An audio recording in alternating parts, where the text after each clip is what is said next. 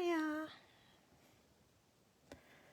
I've just started a few minutes early, so I'm not sure if there's anyone there yet. Just setting up to see everything is okay.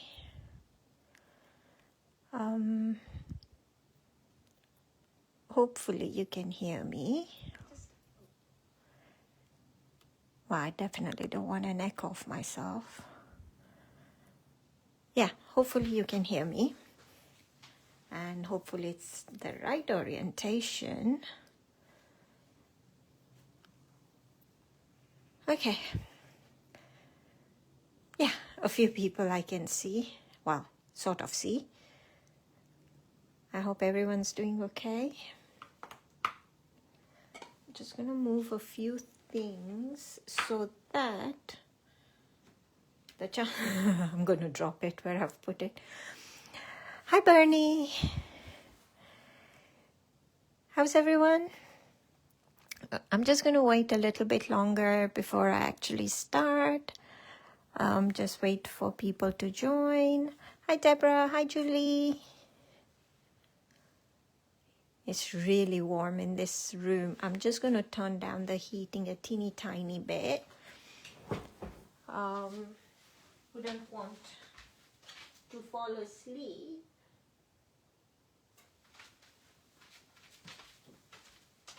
It's one of those days where I'm super cold. Hi, Sue. And then I'm super hot. And then I'm super cold. And then I'm super hot. I keep adjusting the heating. But yeah, at the moment it's really hot. I guess it will warm up more because now that I've closed the doors in the conservatory, I don't know. We'll see. We'll find out. Hi, Ange. Sorry, pronunciation gone out the window there. Ange. Am I saying it right? Hi, Sue. Yeah, so, yeah. What was I saying? I've confused myself. Hi, Danielle. I was saying something. I don't know. What was I saying? Guess it wasn't important enough, right? Yeah, we'll wait a couple of minutes. Hi, Deb. Hi, Carol. You're not in your craft room, Deb, but we'll watch and learn from... Oh, thank you. Hi, Sheila. I miss you on the design team, Sheila, and all your beautiful artwork. Yay, I said it right. Thank you. Oh, gosh, I'm trying to say it again. Ange. Hi, Sue. Yeah, so a little bit distracted in my head today. I don't know why, but yeah, there's definite distraction. This morning I actually got up and I was going to get on, I'm doing the fundraiser where I'm sewing every single day and posting the thing on Facebook. And this morning I thought I'll wake up early, I'll go down, I'll do a little bit of beading before I start. No, guess what I ended up doing? I ended up clearing the conservatory. I did sort of clearing up, which was like amazing. Except now the chances are tomorrow I'm going to find absolutely nothing. But there's sofas in the conservatory as well. And literally every inch of that sofa was covered with my stuff on it. And I kept looking at it because I'm facing it. Over the last few weeks, I've been looking at this pile of stuff grow and grow and grow on it. And this morning it was just like I had too much. It was just far too irritating in my head for me to look at. And so I started clearing up. Obviously, beading didn't happen this morning. But I can see the sofa. And guess what? There's cushions as well on the sofa, which were, by the way, under all the stuff. Hi, Linda. So, yeah, that's what I did. That was my morning. I hope all of you did something a bit more exciting and interesting than what I did. But I think all the dust and everything has got in my head. And yeah, it's sort of giving me a bit of a brain ache now. There's dust everywhere. I'm going to start, I think, because it's just a couple of minutes past 2. But just a few things before I start.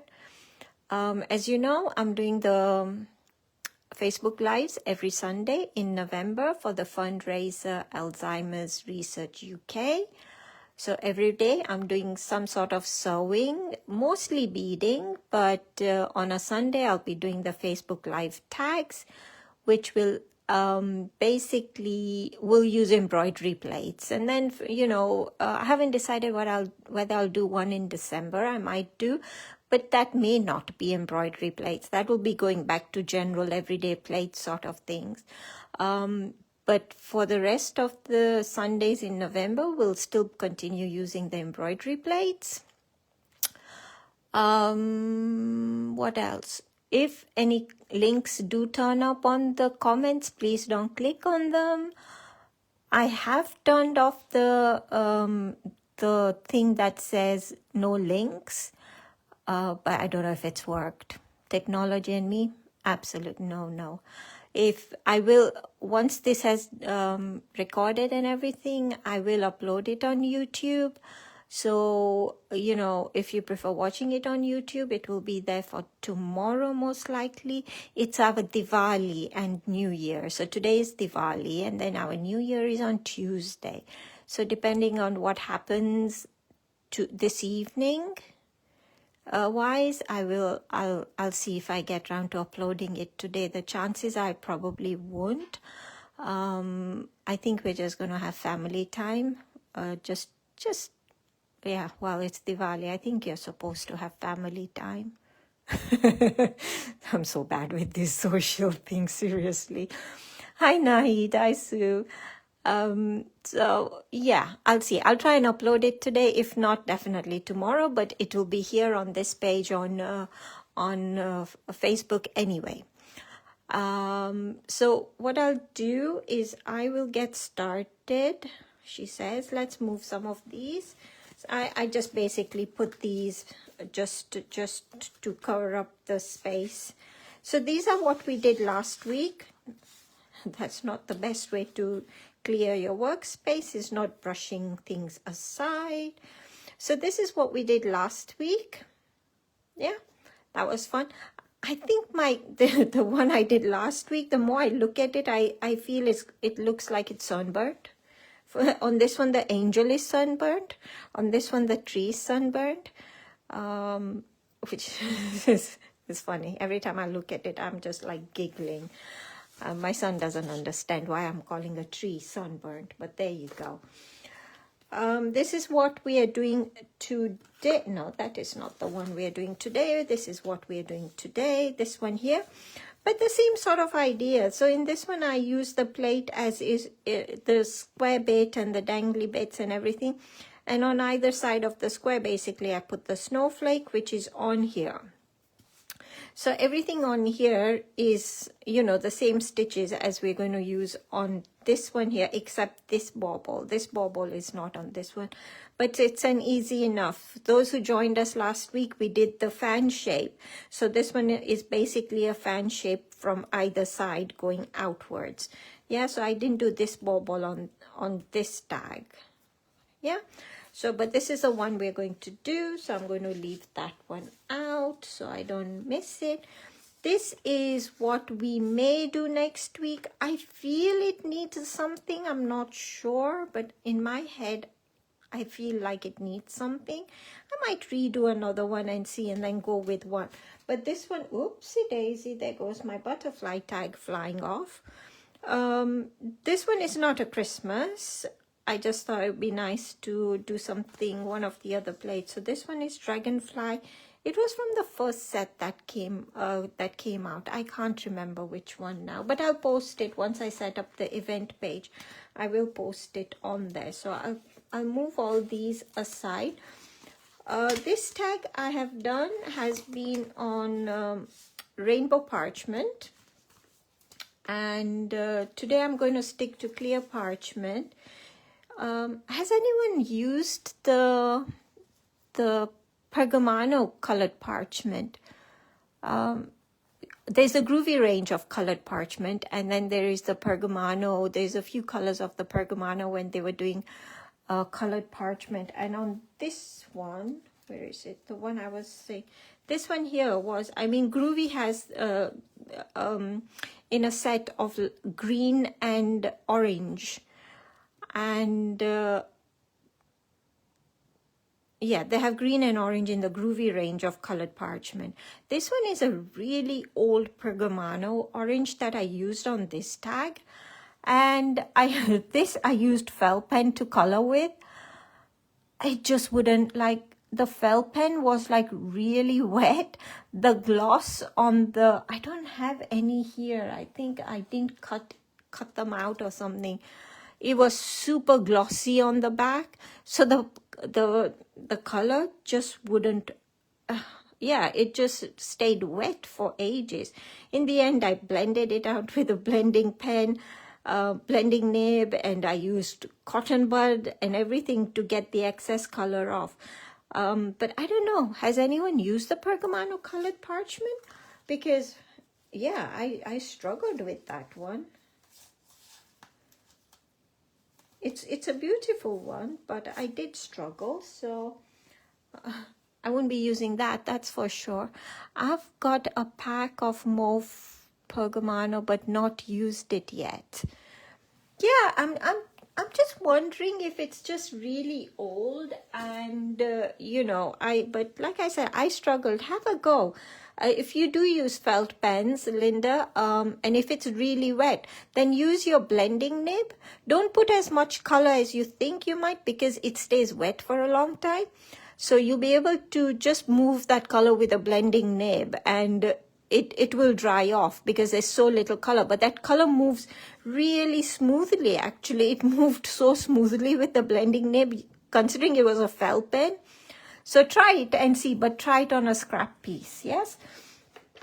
So what I'm using is, I'm using just clear parchment. This was done on clear parchment. This one was done on rainbow parchment. I'm going to do clear parchment, this one on here. I have got, oh, I'm swallowing my words. I have got a couple of backing sheets as well, so I'm not sure which one. As you know, Alzheimer's Research UK, their color is orange, so I'm sticking to orange themes. You can use any colors that you may want. You know, I really liked on some of the, what do you call it, on some of the tags and cards I saw over the week, where everyone had, well, quite a few of you had used different colors in the different sections. So you have, once again, that opportunity here where you can use different colors for your threads. I am once again going to stick to gold. My thread box is like at the bottom of something somewhere in the living room, and I really don't feel like digging everything out. So I'm sticking to gold, and I love the gold. I love the Clarity gold thread that they have. So I'm just going to stick to that, and it goes well with my orange. So, and it saves me thinking too much. Otherwise, I'll spend forever trying to decide what color thread I want. So I've got options. I've cut out two. I've got this one and I've got this one. I'm not sure which one I will use. I will go with, once I've done the line art, and decide which one I want to put on depending on the colors and things that I color it with. Once again, I'm going to use mostly oranges in my colors, but I am not quite sure whether it will be more, well, it will definitely be more towards the yellow side, because last week when I tried to make it more red, like I said, my tree looks like it's sunburned. So it will probably be a bit more towards the yellow side. What I'm doing is I'm using the largest tag that's already been that I've die cut, and I'm going to emboss the double outlines from the corresponding Groovi plate. And I'm going to stick it down with Groovi tabs once I've lined it up. Let's bring this. It doesn't help putting, do you know what? I've put the plates and everything on the left, and that's not the best place to put the plates and things. So just make sure it's a bit more. There you go. That will do. Okay, tumble dryer sheet. Once again, tumble dryer sheet, you know, it's better if you put it before you stick your parchment down. But like I said last week, I am super careful not to get it on the plate. I always forget to rub the tumble dryer sheet before. I mean, by now you would think I would remember, but nah. Too many things to remember in life. So, so tumble dryer sheet number 1 tool somewhere. There we go.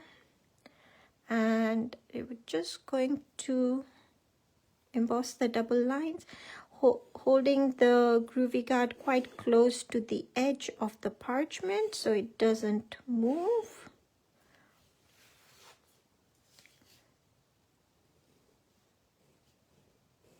Right up to where the tabs are, and then I'll move the tabs over. You know, I'm working a really weird angle, not angle, position. Normally I go from up, down, or left to right, and I'm going the other way today, which is really weird. Don't ask me why, but in my head, that's what I'm doing. Okay.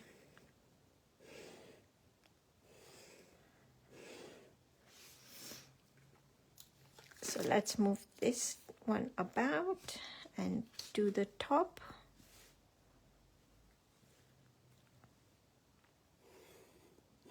Did everyone have a good week? Anyone do anything exciting? Whoopsie daisy, come back.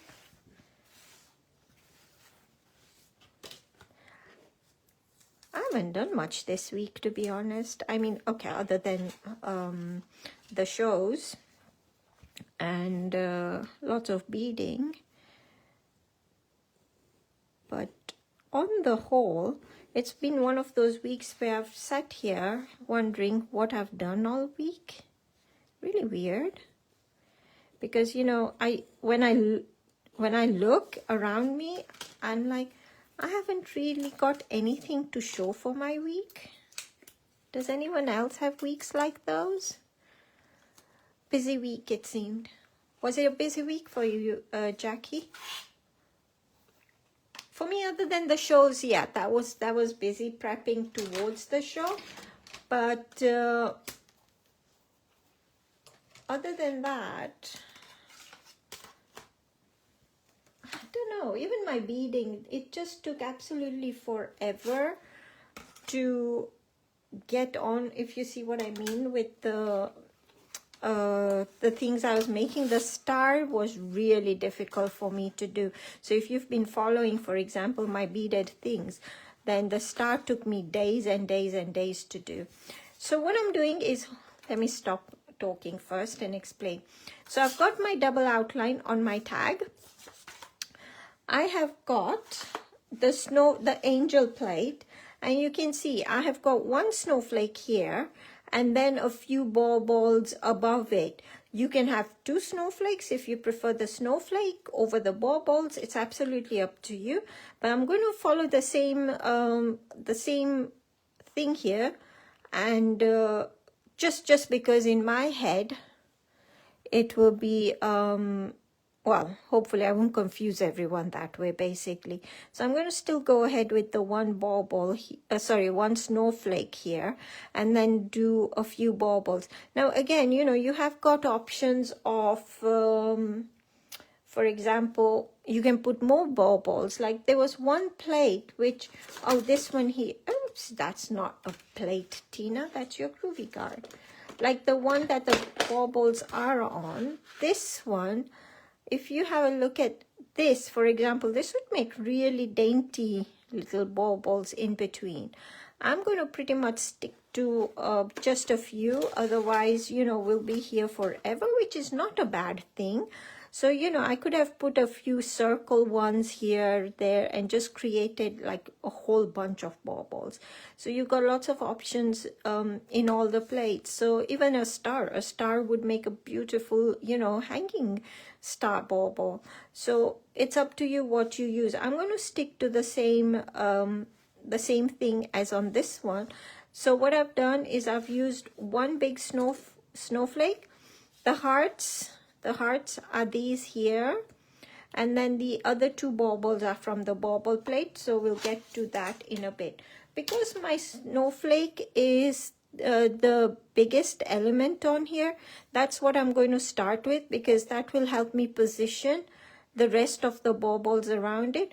My where I put the rest of the baubles may change. I may put an extra one if I need to or not. It'll just depend when I get to it. A lot of the time I do end up making it up as I go along, to be honest, depending on what I feel like doing. So how high, how low, it is absolutely up to you. If I, for example, have this bauble on this side, maybe I can have one. I would like to change it a little bit, but I'm tempted to. Yeah, I'm going to change it a little bit. Again, remembering your working mirror. So if I put this bauble on the left, it will be on the right on the front, and vice versa. The one thing you need to remember about the snowflake is you want the snowflake hand to be vertical. Parallel to one of your lines. If I put it straight like this, can you see it's not parallel? It's going off that way. So, you know, before you start embossing, just make sure it is roughly parallel to one of these lines. So maybe about there seems good. I'm going to do it on one side this time rather than right in the middle. Maybe about there. Roughly vertical. Sorry, parallel, roughly. And stick it, look, I put the Groovi guard on the other side. Stick it down. And you can always check with, you know, a ruler if you wish. One of the other ways actually recently that I've been actually trying to see if it's trying to get it parallel without a ruler is I put a Groovi guard. Let me just show you. I put a Groovi guard, so I've got that straight edge there. So now I can judge a bit easier. If I'm trying to judge from this side to this side, it's a very long distance to judge. Whereas if I'm judging from here to the edge of this, it just makes it that much easier to, you know, see whether it is the same spacing between the two. And as a matter of fact, if I use the ends of the forky bits of the snowflake, I know I'm absolutely parallel there because my Groovi guard is along the line there. Am I making sense? Did that make sense? So now I know that I'm parallel there-ish. I'm going to take this one off and stick that down. I hope that made sense as to, without using a ruler, how I go about. I mean, these days I use my Groovi guards as my ruler. So tumble dryer sheet, because I just gone along the edge the last time, and I'm going to do just the snowflake from this from the corner section. So take your time, number 1 tool as well as the dots in here.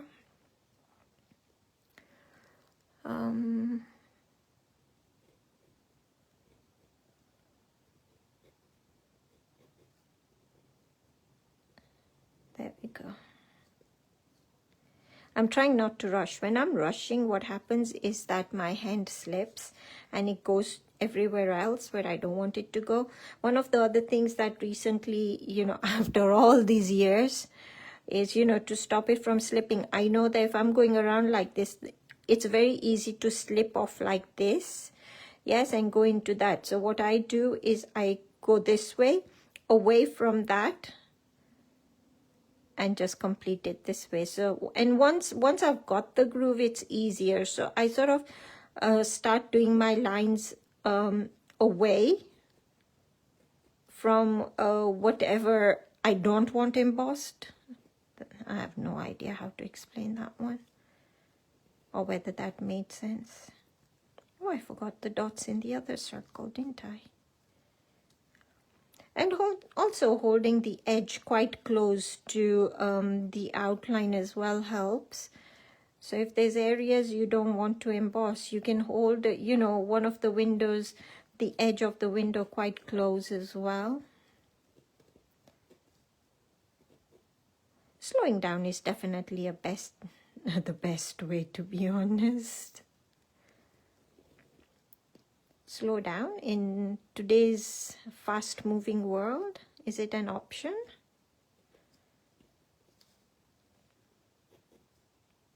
I think most of us try and cram in as much as we can in our day. So do you see here?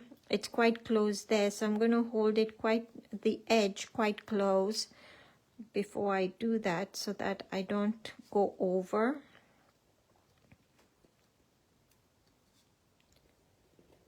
So having the windows in the Groovi Guard is like the best thing ever.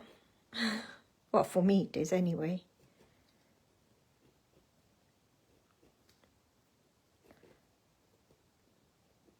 So quite close there.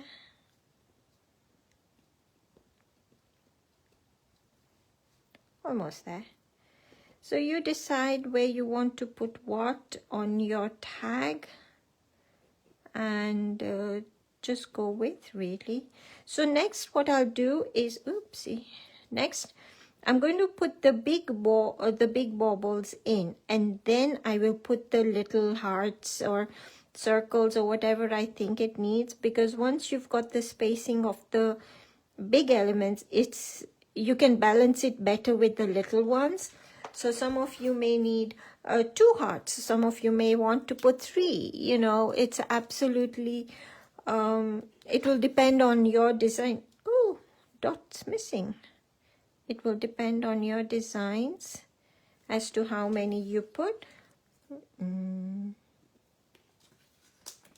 So there we go, there's 1. So I'm going to swap it over to the bauble plate. And just quickly looked it up, looks like, yeah, it's the snowflake was from the angel one. Yeah, the snowflake was from the angel one.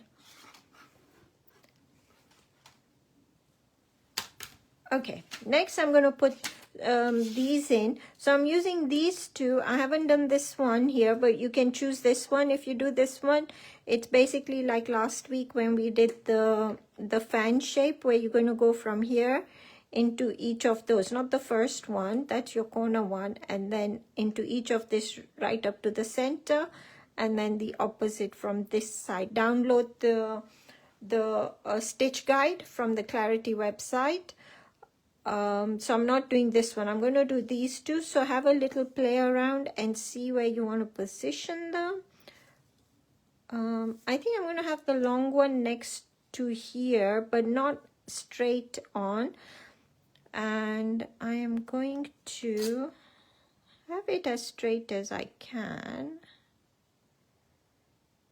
But this one won't matter as well, because this one wouldn't matter as much. This one, because it had the hands of the snowflake, I needed it to be straight, because when we draw the string, when we emboss the string, it needs to be straight. This one wouldn't matter as long as we emboss the string straight. But just roughly like this, making sure the edge is about straight-ish. Take that off and stick that down. So I'm having that one there. I don't know if it's going to work or not, but there you go. So one of the things I didn't do with the baubles is I didn't do all these circles and hearts and everything. I've kept my string straight, basically just using one of the straight edges from the tag plate or any of your, well, any plate that has a straight line basically. So I haven't done all these. You're welcome to do it. As you can see, it's short, so you're just going to have to move it, like do a little bit, then move it higher, do a little bit, move it higher. I'm just keeping it straight because our focus is for the stitching on this one. As well, you know, if you're going to emboss any of these elements, for example, if you want to emboss the heart and these circles, do them with your number something tool, number 2 tool. So you've got a softer outline. I'm going to just color it in. Mind you, there is not that many. Shall I emboss them? Or shall I'm going to emboss them this time actually. Last time I didn't do any embossing. Let's emboss them. And they won't take long because they're only tiny. So I'm going to emboss those. So I've done them with the number 2 tool. And the rest I'm going to do with the number 1 tool.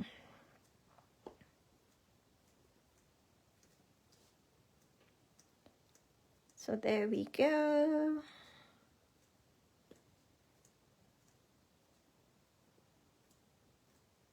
One of the things, I don't know how many of you watched the show on whenever it was. Can't even remember. Lost track of everything.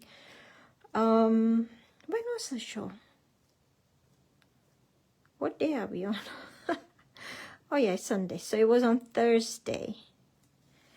And the platemate on that has some of the designs. Do you know what I really want to do is I want to use some of those designs to do stitching. So depending on how soon people start getting their plates, if they have ordered the platemate, for example, we may use it with on the last Sunday of this month, and alongside the, you know, this baby embroidery baby plates. There were 4 that were brought this year. So alongside that, so let's see. I'll have to keep an eye out and see whether people have started receiving their platemate. Okay, but it's not essential because you can use pretty much anything. So I'm going to put this one here, except now what's happened is I've got this massive space here for 2 little ones, and I'm not sure I quite want that. So I might move it here, except now I've got, no, I'm going to go with it about there actually. Yeah, 2 heavier ones there, and then I'll put a few of the little ones that side. I guess I can move this one a bit closer. So I want to balance it. This is quite big. If I put it here, so let me talk through a few things that are going on in my head, right? I have got a big snowflake here. I have got a big element here. So first I thought I wanted to put this one on this side, yeah, which will look really nice because you've got the solid things happening there. However, because I want the smaller snowflakes, I'm going to end up having 2 small snowflakes quite close to one another. For me personally, I want to have the smaller snowflakes not so close to one another because they're too small, they'll get lost. In my head anyway, they'll get lost, right? So I think I might balance it out by having the 2 heavier ones here, and then have a small snowflake maybe coming here, and then another one there. That's one option. The other option is, like I said, have this one here, as I was planning on before. But then at the same time, go ahead and put this one here somewhere. Yeah, but then I end up having four very big baubles, and then 2 smaller ones, which makes 6. I mean, even kind of person, right? I like things in even numbers. So I'm not sure I want 6. So I'm back to square one. So something tells me I want to put it here and then go with smaller ones here, because I can put 4 small ones around anywhere, right? They're not going to be like, well, I don't know if there'll be too much. I don't know. Decisions. Does someone want to make a decision for me? No, I'm definitely going with it here. Okay. Either way, it is going to look very pretty. And this time I'm judging one of these lines with this one here, roughly parallel. So along here, same space there to there, parallel approximately. And I'm going to put it there. When I turn it over, when I've put my big ones and a couple of small ones, I'll turn it over and I will then see whether it is working for me or not to have just 2. If I feel it needs more, then I may end up putting, but then I'm going to end up putting 2 quite close there, aren't I? Oh man, this is... I don't know. Someone make a decision for me. No, I'm back to here. Yeah, I'm back to here, but not quite that. At first I was going to put it quite close, but I think I'm back here. Sorry. Does anyone do this? Spend ages and ages and ages deciding where they want to put what. So I'm lining up middle of the heart. This is really handy having those hearts there, because that will help me judge whether I am straightish or parallelish. And then I'll put 1 there and 1 there. That is what I will do. I'm not changing my mind now. Well, I might, as to whether 2 little ones or 4 little ones. Sorry, these I'm going to emboss. So number 2, we might just end up being here even longer than we were here last week. And to think I was going to try and keep it simpler. Not simpler, but quicker. That didn't work, especially once we start adding embossing and things. That's okay. For me, it's a great way to avoid family. Can I say that live on air on Diwali? I love my family, honest. But I do love this as well. So, you know, we can party late into the night, can't we? Afternoons and evenings spent with you guys, and then nighttime spent with family. Perfect. And now to hope my family is not watching or going to watch this. That's being in bad books, isn't it? Just a bit. Okay, I have got... Oh, now I'm in giggles. Oh dear.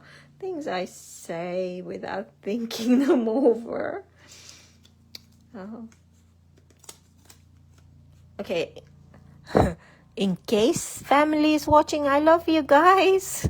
Honest, I do. Okay, smaller baubles. I'm going to start with the hearts from the angel plate. So here's the heart. And now, oh no, decision time again. I think I will put 1 there and 1 here. I should put it there. I'll put it there, I think. About there. Roughly straightish. So I'm just judging from there to there about. I could put a Groovi Tag, but they're only teeny tiny hearts. I'm not going to worry too much about them. And then once again emboss those. I think, you know, I'm going to end up having more than 2 small ones. This one here, I'm going to just color and glitter. It is too big to emboss. I think it will be too solid and it will detract from the stitching if I was to emboss such a big heart. I mean solid. You can do the flicky thing if you wish. But for me personally, I think I'm going to just color it in and glitter it. Last week we didn't glitter this. We will glitter. Okay, so I think I will put one there. And then what I'll do is I will start doing the lines, because then that will tell me better whether I want to put more or not when I turn it round. At the moment I'm not being able to judge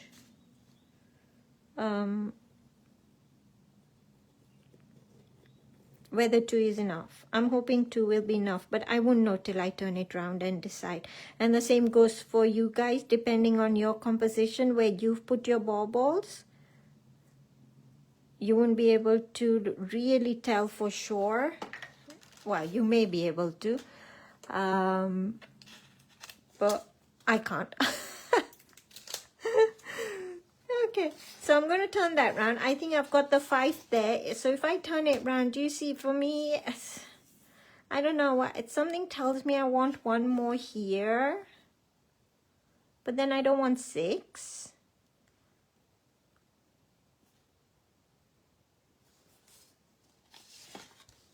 I definitely don't want 6.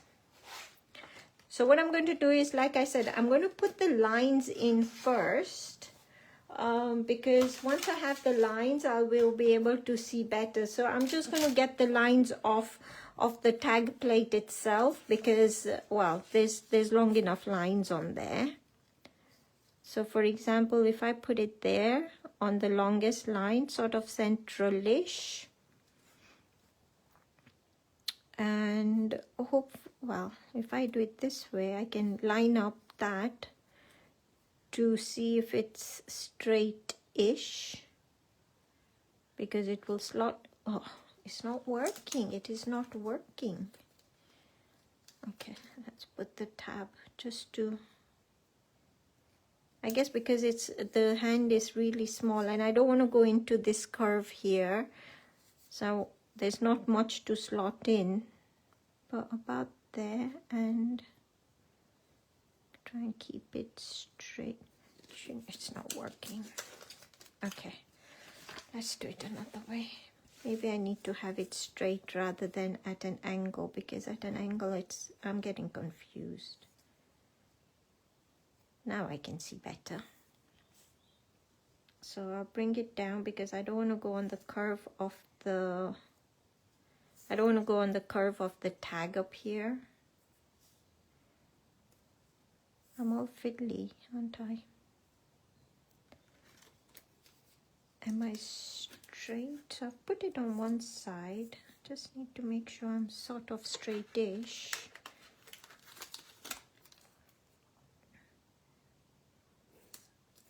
Yeah, that's about right. So I'm just going to stick that down there. Do you know what? I'm not sure. The thing is, if one line goes crooked, the others are going to look a bit crooked. So you may want to use a white pencil and a ruler on the front to just make sure you're kind of straight. But I've just put a Groovi tab again along that line and making sure I'm parallel from the edge of the Groovi tab, and there, approximately straight.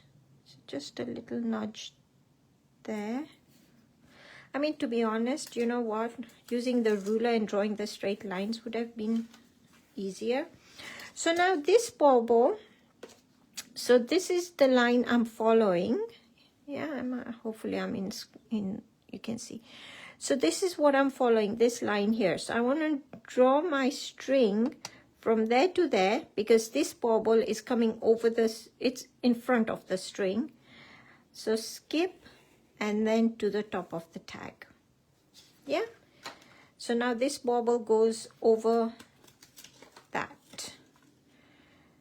So on this one here, this string here, the point and the center of the top here, if I line those up, hopefully that should be straight-ish.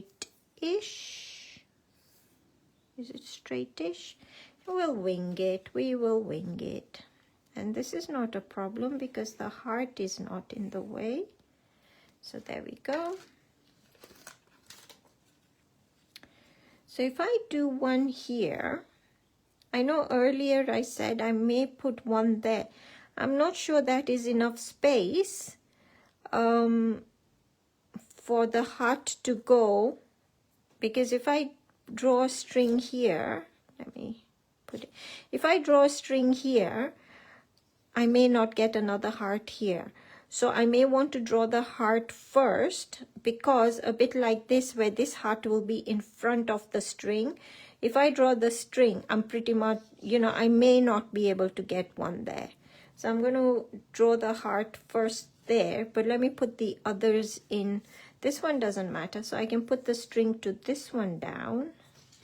Once again, the string for this one, the center of the heart there and the point there along the straight, and just nudging it a little bit. So this, the one I've embossed there, is parallelish. So I can do this one here, and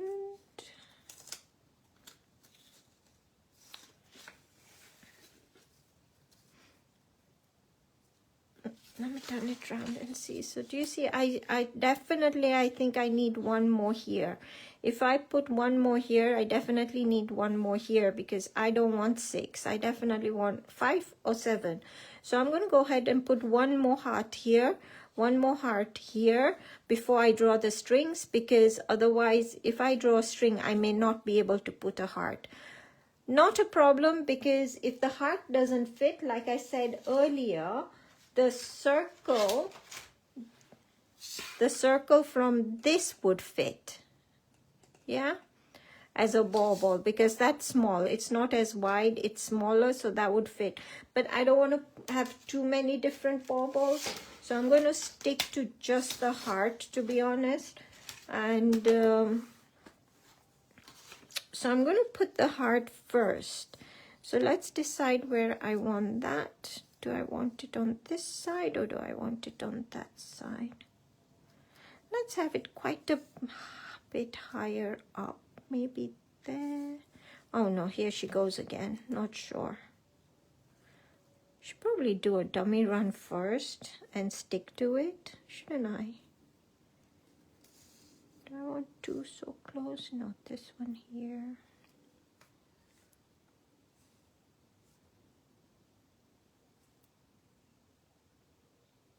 Why is life so complicated?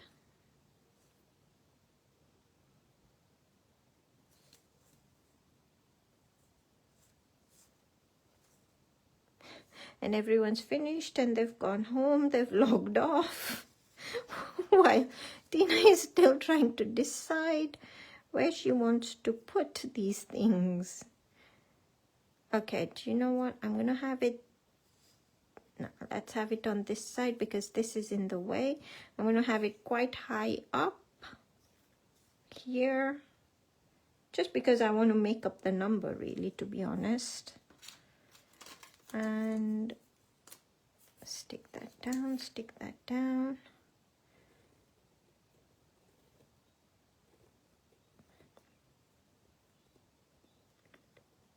Honest, this was supposed to be quicker than last week. I guess last week we were dealing with just the tree mostly, and the land and the mountains and hills. This one you're trying to create a composition using the various elements on here. So it's sort of taking me a little bit longer to decide where I want things. I think I'll have it there. About there, should do. And oopsie daisy. Just make sure it's a little bit parallel-ish. guess it won't matter too much. The hearts don't matter as much as the big baubles, well, where the string is a little bit longer as well. Okay, so last few strings I need to put on, and honestly I'm not putting any more. As much as I'm tempted to put a few more baubles, I am going to resist the urge to do that, because we are definitely not going to get anything done otherwise. And so at this point I'm trying to judge this straight line here because it's a nice long one. If I go as you know, even a bit off, it is going to you know, you'll be able to see it's not parallel to this string here that we have drawn. So that's why I'm trying to make sure that this is, well, this is straight along there. Definitely drawing pencil lines for the string would have probably been a better idea than what I'm doing.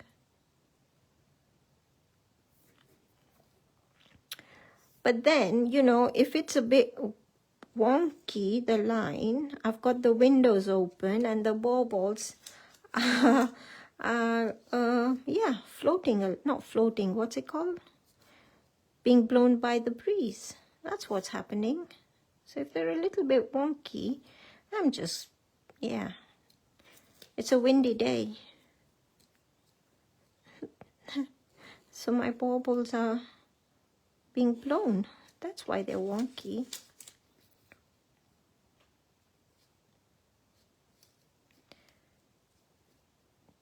Just a tad bit. Sorry guys, I just took way too long deciding what to put where. But I think, oh, that looks definitely nicer, doesn't it? That looks nicer than just, you know, 1, 2, 3, and 4, 5 would have been. That helps. Well, I think it helps. Except now I'm tempted to put 2 more. A circle here and a circle there. Someone get her to stop. Okay, I am stopping.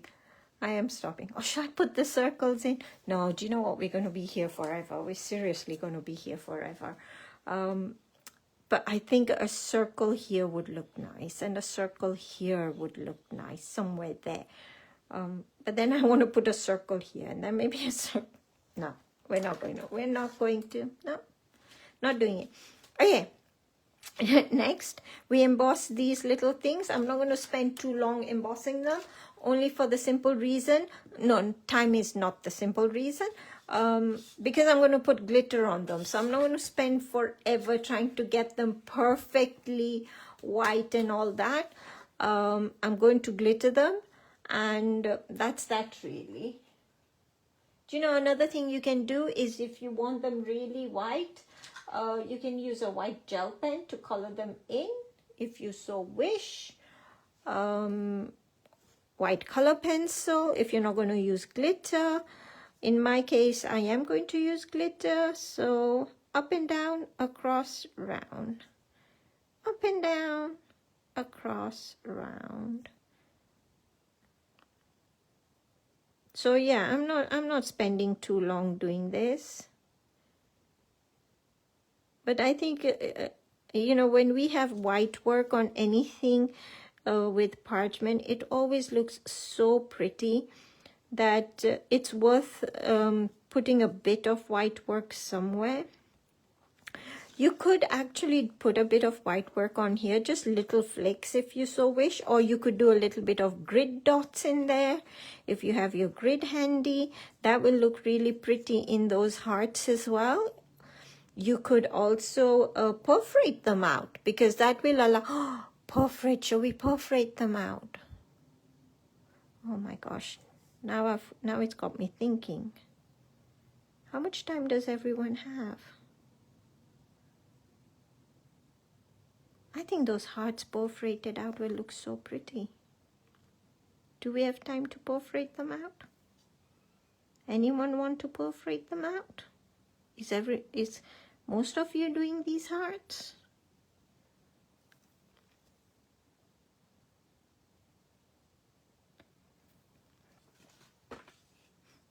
So there we go. I think one more layer of white works. So I'm going to turn it.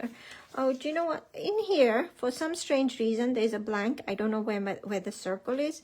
So basically, I don't want it just empty. I'm just going to draw a circle and emboss that out, because I'm going to put glitter over it anyway. So I'm not going to spend too long doing that. Just to give it that center bit. I mean, that center bit, if you're going to well, if you've got an obsession with sequins like I do, have you noticed I've resisted the urge to use sequins? Anyone notice? That would be a perfect place to put a sequence in there. Just saying. See, I don't want to put just one sequence. And on this, I'm not sure where else I would put a sequence. I could put a sequence there, there, there, there, there, there, and there. Or would that be too much? I think it looked really pretty, but no, not today, not today. Next week, definitely, we will use sequins and beads. Today, we keep it just stitching and embossing and coloring and line art. And now I'm saying perforating and cutting. Sad, isn't it? Yeah, that's fine. That's fine. I mean, this is a bit bobbly, but like I said, I'm going to put glitter over it. So I'm not going to stress too much over it. Just get it a bit more rounder. There we go. I'm going to put glitter on that. Are we perforating and cutting? I think it will be really nice, because when we think about it, when we perforate those out, for example, and put it on a backing, those will show through. It will show the backing paper through those windows, which I think will look really pretty. So I'm really tempted to perforate. Yeah. So I'm going to go for it. Not yet. We need to do our coloring first. So for coloring, I have basically just used Perga colors, and in the smaller sections, Perga liners. Perga liners for the large areas, and Perga color exclusive pens in the smaller sections. So just to show you, there we go. Yeah, actually I haven't. I've used Perga liners on everything basically. Yeah, I didn't use the fell pens. I've just done with Perga liners, so that's what I'm going to stick to on this. So colors of your choice depending on what your backing paper is. Like I said, I am going to do it in, well, basically yellow. I want orange. I wish there was an orange in the something in the Perga liner range. I mean, this is what I guess would be an orange, but it's not a bright enough orange for what I want. But it doesn't matter. I'm still going to use it. So my baubles, let's see. I'm going to do my center. I want my baubles to be orange because that's my main color. So I want most of it to be orange. For the smaller areas, I'm going to use, should I do green or should I do red? This one has green. This one has green. I think I'm tempted. See, it depends what backing paper. Again, you know, look at your backing paper and see, I have to decide if I want this backing paper, then red would be a really, oopsie daisy, red would be really nice to use with orange. But if I'm using this, then green would be nice as well. I think I'm going to go with this, although this has got shades of pink as well. So now I'm tempted to go with pink. It's sad, isn't it? It's sad. And this is how I start off with a plan in my head. This is what I'm doing, and this is how my plan changes. Okay, I'm doing pink. So the pink I'm using is B14 for my small areas, which are these.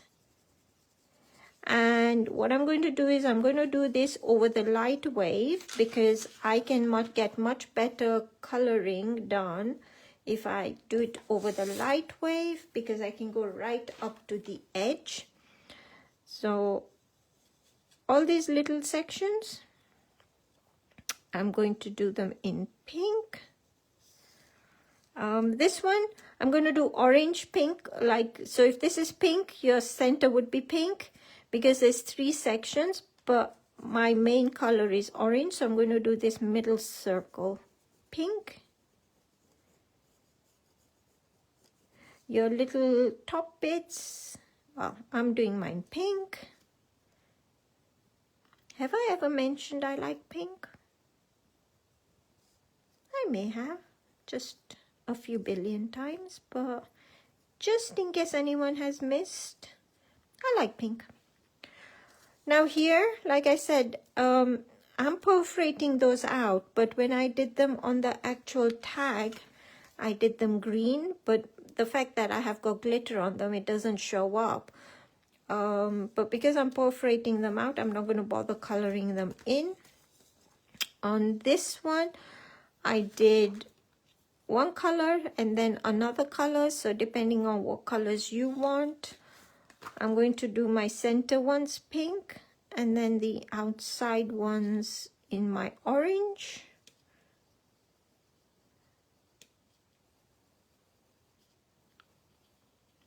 I mean, these little ones you could even color with the felt pens if you wish, but because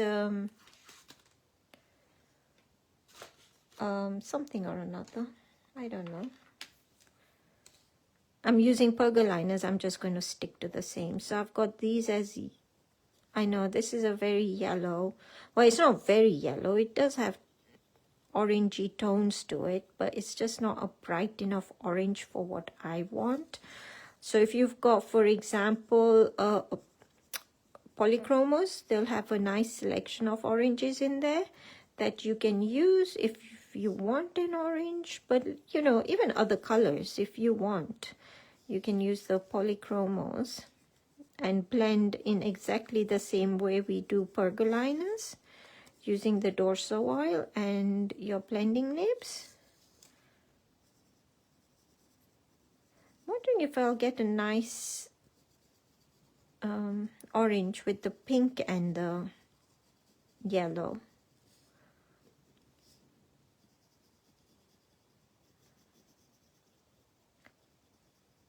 I better not mess about actually, just in case it makes a brown. It shouldn't do. Usually pink and yellow will give you sort of an orangey color, but it depends which yellow you use, to be honest. And this one being an orangey yellow, I'm not sure if it will turn into brown. I should probably try it, but not today. Let's not try it today, Tina. Not a good idea. Or shall I try it? How wrong can it go, right? Until you don't make a mistake, you don't know whether you should do it again next time or not. Shall I wing it? Shall I wing it? And put the... Where's my pink gone? Well, I think that is something up there telling me don't put the pink, because I can't find the pink pencil I had used. I think, you know, sometimes there are subtle hints in life that tell us whether we should do something or not do something. And in this case, it's like, do not put the pink, because I cannot find the pink pencil from when I just used it. You know, it went up my sleeve. It went, oh my gosh, the pencil went up the sleeve. Don't ask me how. I found the pink. It's so sad. So I'm going to put it. Oh, I forgot the yellow in the center of this. Yeah, I can erase it. Thank you, Lisa. Well, I could have colored the whole thing pink, couldn't I? I'm not putting a lot of pink because otherwise I won't have the distinction between the... Now, you can say I'm not being super careful. However, if you're using a colored parchment, please try and stay within the lines when you're blending them in or when you're coloring, because if you erase on your colored parchment, it will take the color of the parchment off as well. If you get color outside on colored parchment, that's fine. Use a clean nib and dorso oil and wipe it off. But don't use your eraser pencil to take whatever goes outside the lines if you're using colored parchment. This won't matter because I'm just working on regular. Okay, I think that should do. She says, I like pink, so she continues putting pink. She shouldn't do that.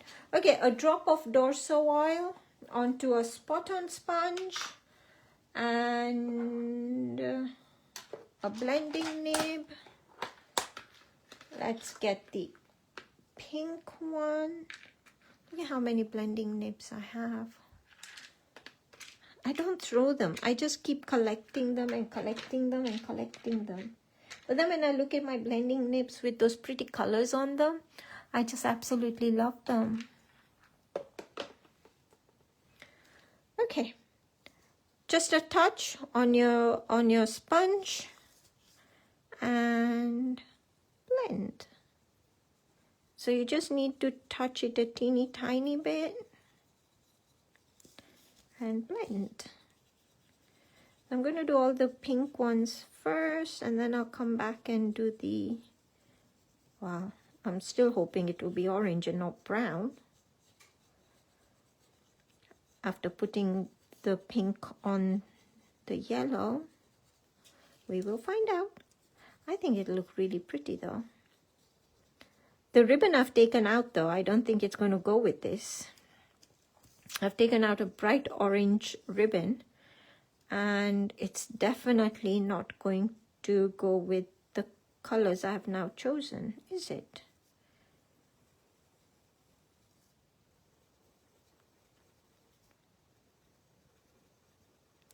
It's amazing how much just a little touch of the dorso oil on the sponge, how much you can blend and keep going before having to just give it another little touch with the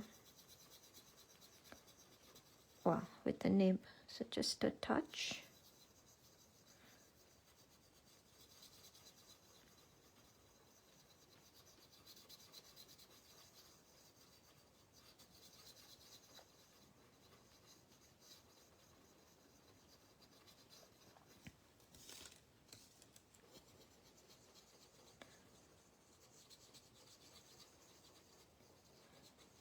There we go. Next week's I'm going to keep it simpler, she says. She says she's going to keep it simpler. She will try to keep it simpler because I've got groovy shows on Saturday. So usually after the shows, I am so tired the following day. But if it ends up like what I'm doing today and I get carried away, then it might be... Oh, you guys are watching from Scarborough? Aren't you supposed to be doing the workshop? That's Sue.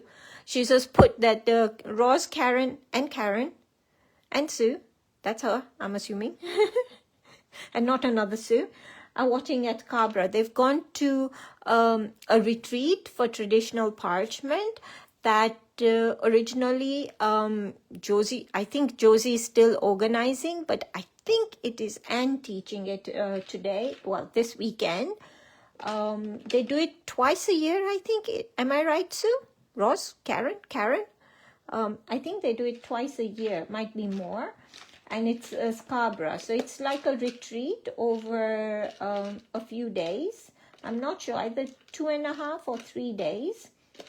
And one is using, is one groovy and one traditional? You can correct me. But if anyone is interested, if you just put, let them know, really. Yeah, so they're watching this. I'm wondering, sorry, you know, in case you're wondering why I'm not doing it, I'm actually looking for a color. This is why you should not have so many nibs, because you end up searching for a color that you want. It's really bad. Okay, I want an orange. That's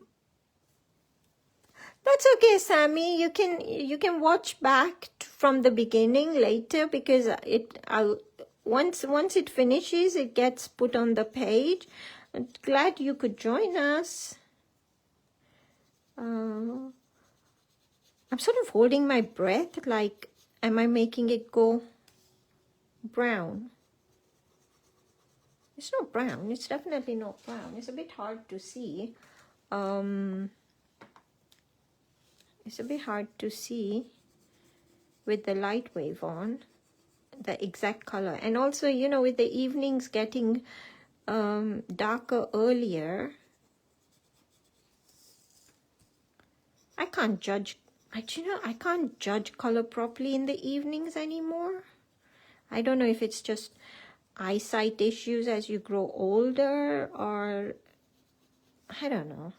I'm just going with the fact that it gets dark earlier. I'm blaming it on that. Not that I want to, you know, I'm not going to say it's aging. That doesn't make me feel better.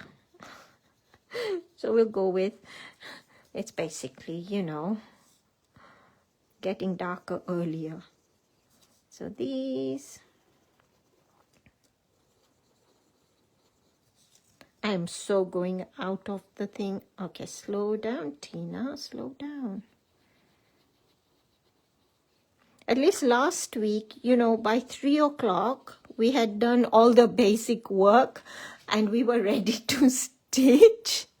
And today, we're still coloring. It's so bad. Next week, definitely, we'll aim for next week to be shorter. I can't guarantee whether it will be a shorter session, but we will aim for a shorter session.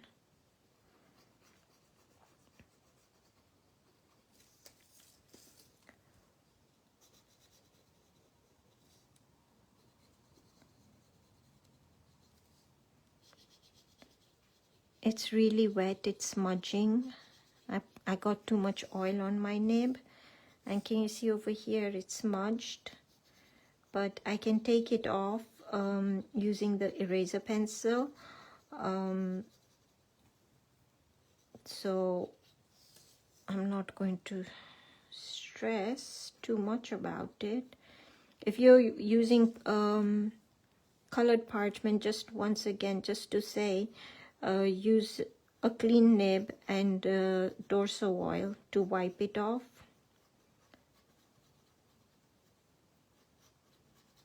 I've got different tones of oranges happening, which I think will be pretty, because depending on how much pink I got in the various sections,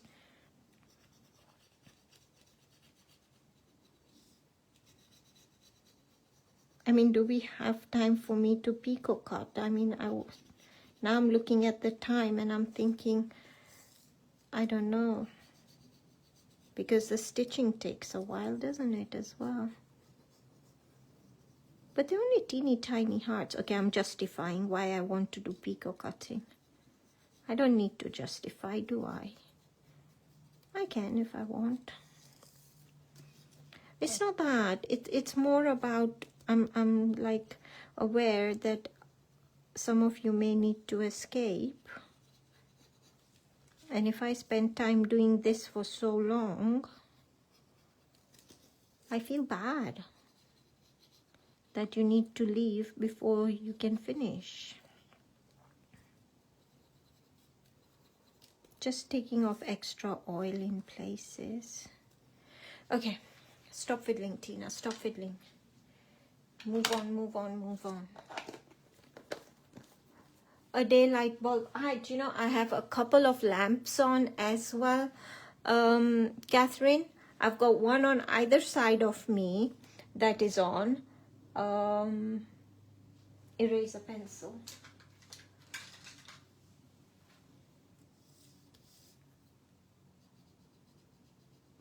But maybe it's just, it's one of those portable ones, so maybe they're just not bright enough.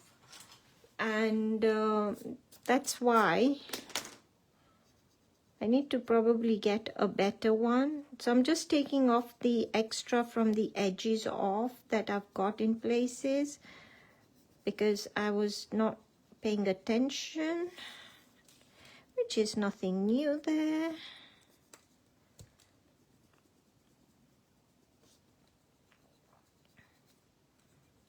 I'm not going to do it all, otherwise I think by the time we stitch and stuff, it's not going to show as much.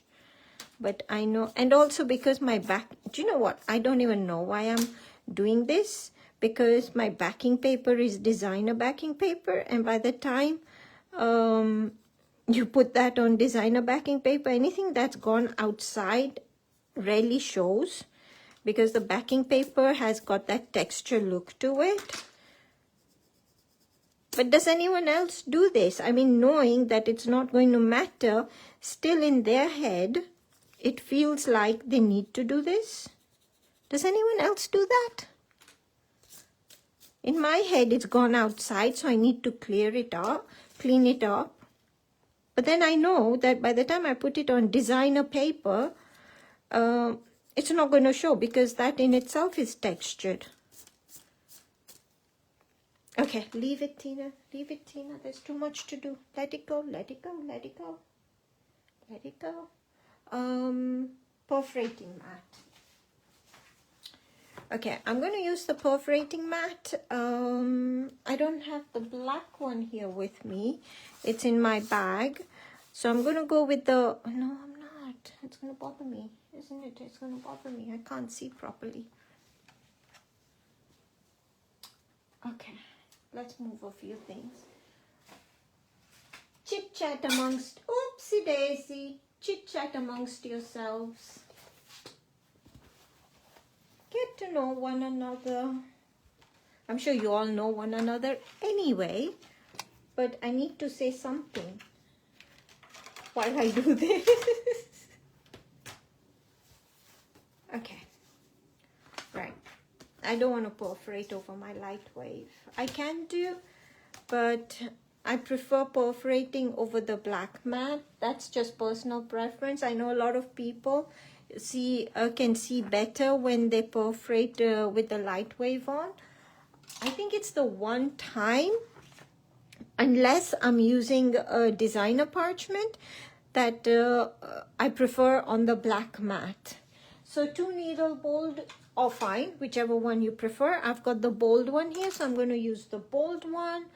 My Groovi card has gone missing. Under here somewhere. There we go. All right. Always tidy up. Yeah, I really should. I really should. No, I shouldn't actually. I really should not tidy up. I tidied up today, and now I'm like, I'm confused. Not that it takes much to confuse me. Okay, 2 needle. First 2 holes.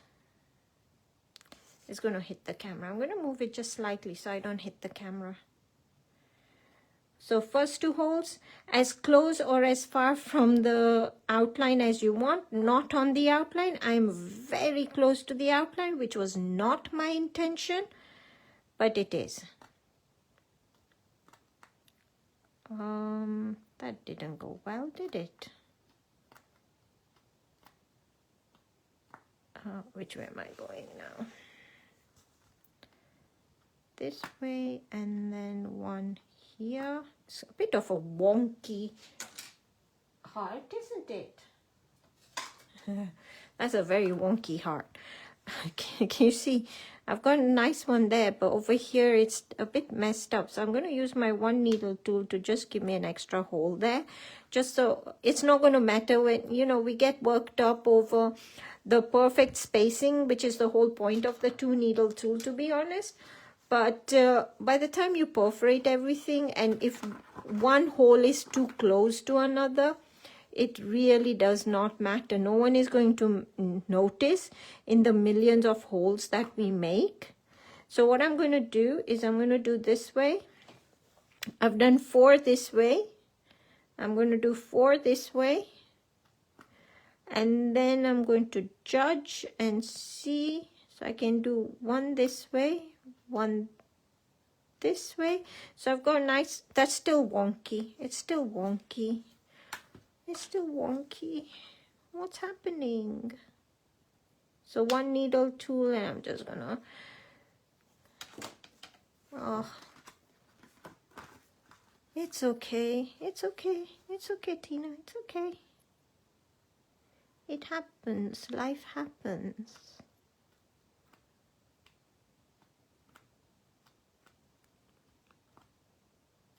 I think I'm blaming it on the heart, to be honest. That's what I'm doing. It's still wonky. It's not a nice heart. Right, I'm going to show you another way. Okay, that is not working, obviously, for me today. And generally, that is not what I do. Let me show you what I normally do. And don't ask me why I didn't do it this time, but I didn't. So wherever there is points, I do those first. Yeah, so I've marked that. Next, I know that my center bit there, I want it nice, neat, and tidy. So I can put that into a point.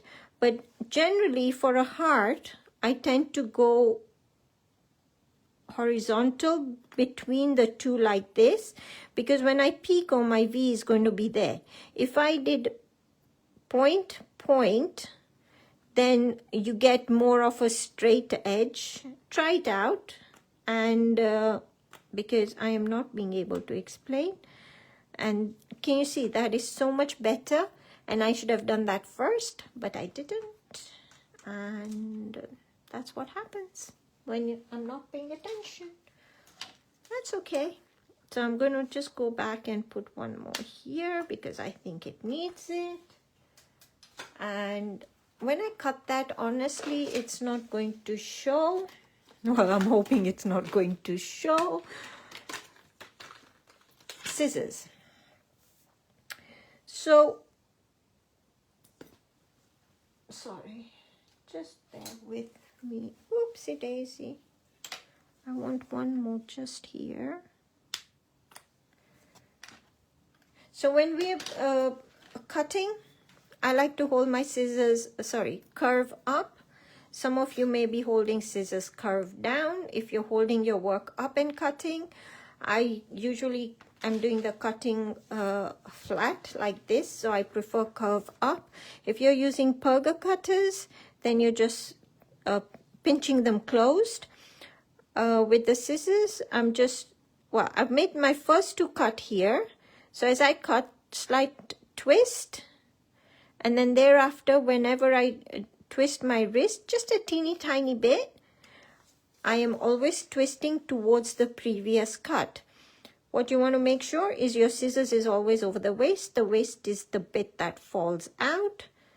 So always make sure and keep turning your work so the scissors stay over the waist. I'm putting just the tips into the holes. I'm not digging the points in. And there we go. So can you see over here where I had put that one needle tool? When you look at the whole heart, it doesn't show. Okay. So because I'm doing all these, I'm going to do all the ones that go at the same angle all at once before I turn it round, which means I'm not handling the paper so much.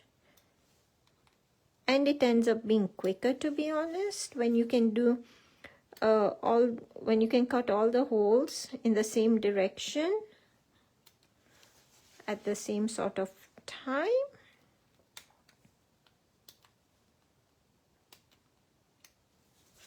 So keep turning your work.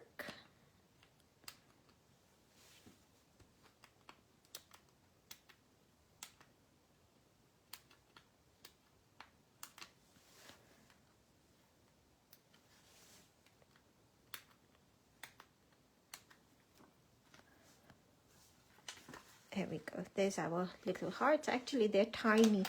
Maybe, you know, spending that time cutting them out really wasn't worth the while, because they ended up being really super tiny. They looked bigger in my, well, they looked bigger in my head than I thought they would be.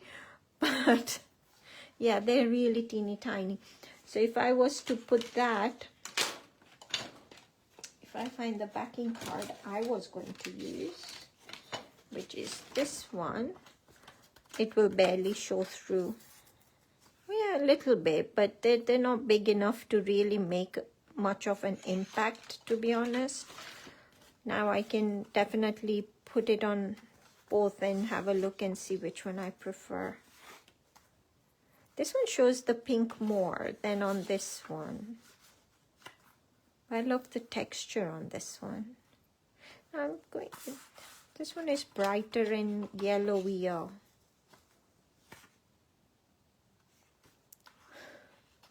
Talk amongst yourselves. Chit chat. Get to know one another while I decide. No, okay, I'm going with this one, the original idea. Oh, it's really bad. Seriously, I should limit my options. I really need to limit my options. Okay, I'm going to move just a few things out. Did most of you join me last week as to what we did? Okay, so I'm going to, oh no, we are not going to stitch. Glitter. Now, when I'm doing stitch cards, we're never going to get around to stitching, are we? We're really never going to get around to stitching. Generally, when we put glitter, we put it right at the end. With the embroidery, you will find that when you use glitter and you're putting it right at the end, it gets caught between all the stitching. So I prefer to do the stitching, the glitter first, so that it doesn't get caught between all the threads. I'm going to cheat because, like, basically we have just spent forever doing this. Well, I have spent forever doing this. And so I'm going to cheat. I'm going to use a quickie glue pen. You can use your sticky ink and burger glitter, your sticky ink to do your glue with. I'm using just a quickie glue pen in this case, because now I'm a little bit worried as to the time I'm spending doing this. Not that it's a problem, but I think everything is adding up. So I'm just going to put a teeny tiny bit on something and make sure my pen is working. So generally I tend to use, okay, that's fine. So I'm just using a quickie glue pen, and what I'm going to do is I'm going to put glitter on my hearts and my embossed circles.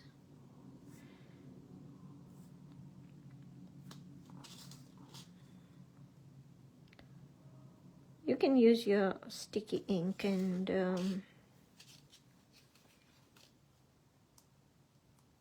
this is quicker. I'm going with the quicker option. So depending on how, what's it called?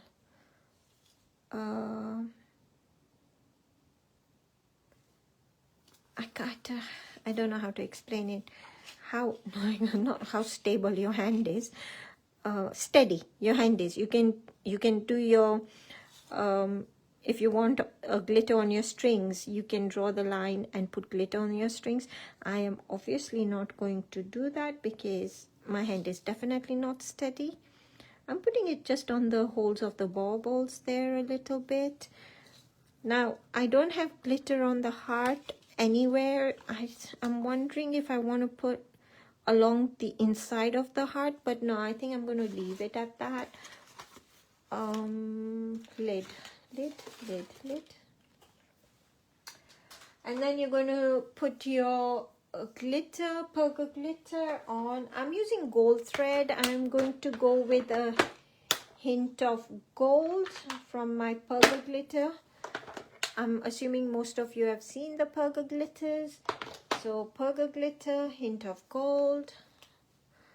So what happens is that the glitter is really like in there. It's the glitter itself is translucent, but there's bits of the gold, silver, bronze, pink, green, or blue in the pots, and which are like, well, those are the opaque bits.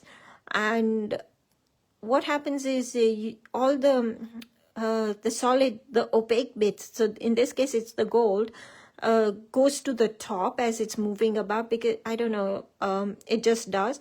So give your pot just a little shake while it's closed, yes, and it just mixes it up a little bit. Yes, so all your gold or silver, whichever color you're using, is not right at the top, you see. So it mixes it up a bit.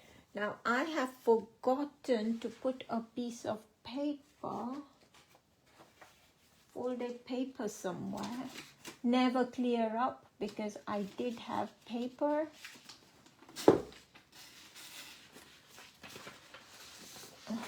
gosh. It's not going very well today, is it?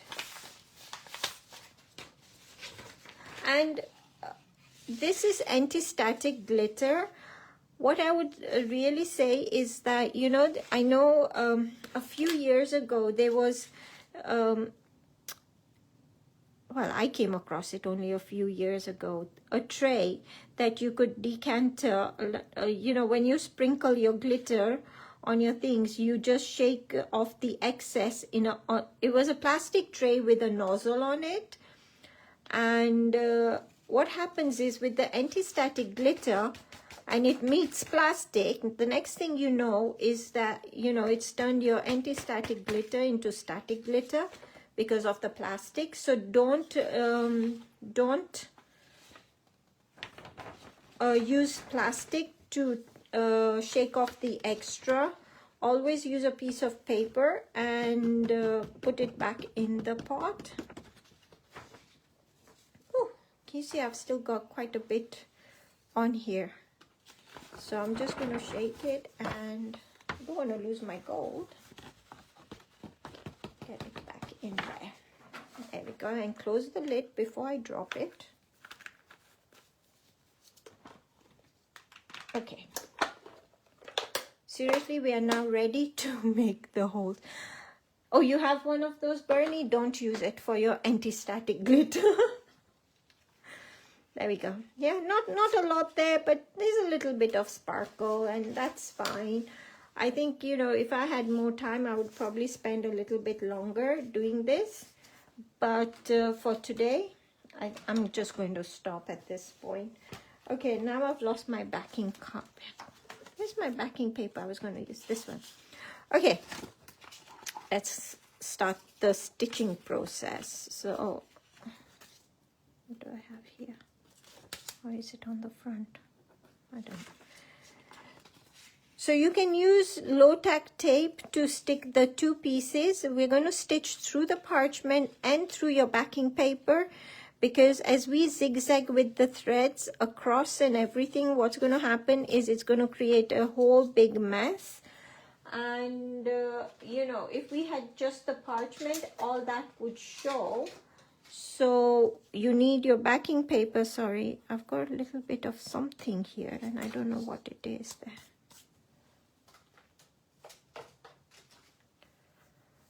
So I'm gonna, you know what, I'm gonna use my Groovi tabs. And last week what we did is we did one little section big enough, and then we took off the mask. Well, I took off the masking tape and stuff on mine, because I find it very frustrating to be stitching when there's masking tape and everything all around. So I do a little bit, so it's just enough to keep it all together for a little bit. So I've put a bit of Groovi tab there. Now my Groovi tab is well used, well loved. So it may not hold enough. So I've got a bit of folded paper, like just a little scrappy bit of folded paper. I'm going to put it over the top of that and use a paper clip to hold it together. And I'm going to do the same at the top. So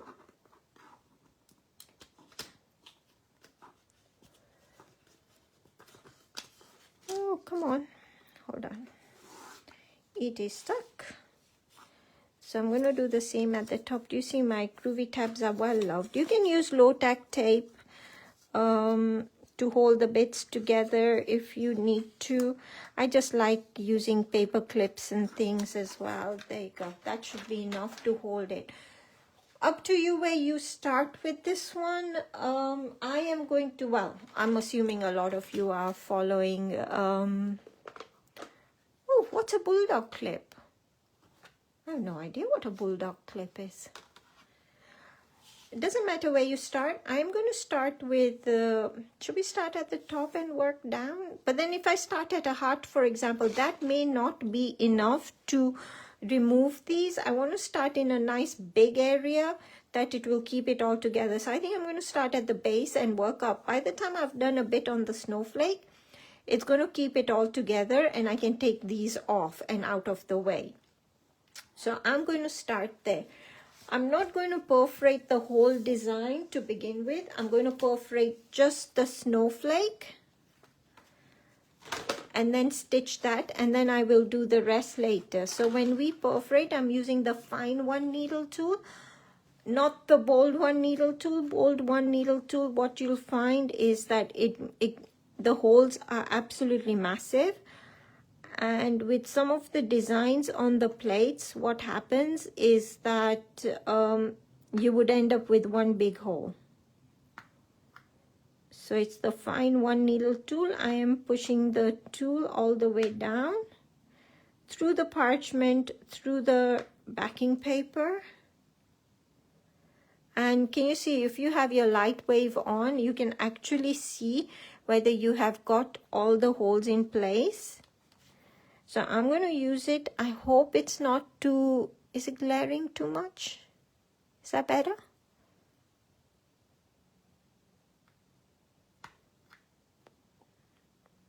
I don't know if it's better or not.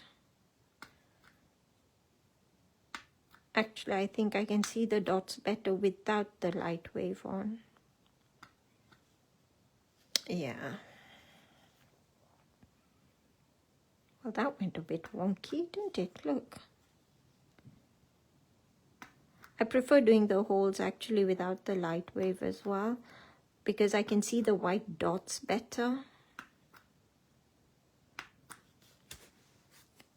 But it's worth, you know, if you've got your light wave, it is really worth just turning it on and checking to make sure you know, most of the holes, well, not most, all the holes should be there.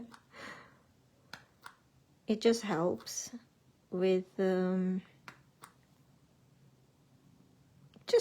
just double checking to make sure. But yeah, some of you may prefer, you know, doing this with the light wave on, making the holes.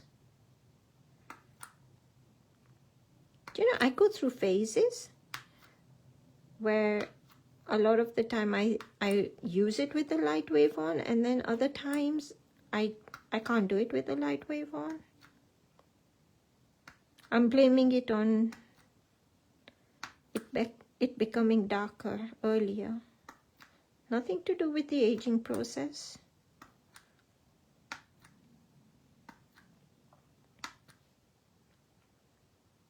I think last week we did, there was something with us with this on, wasn't there? On the tree somewhere, the tree design. Was there? This will make a snowflake within the snowflake, when we stitch it. Or maybe not, maybe I'm imagining it.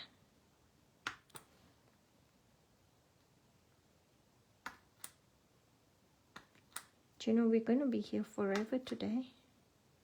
I feel so bad for you guys.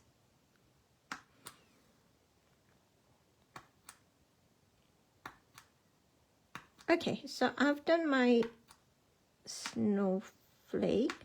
I'm not going to perforate the rest. I will do it as and when, well, once I've finished this, so I can remove all the paper clips and the tabs and things. It will be easier for me that way.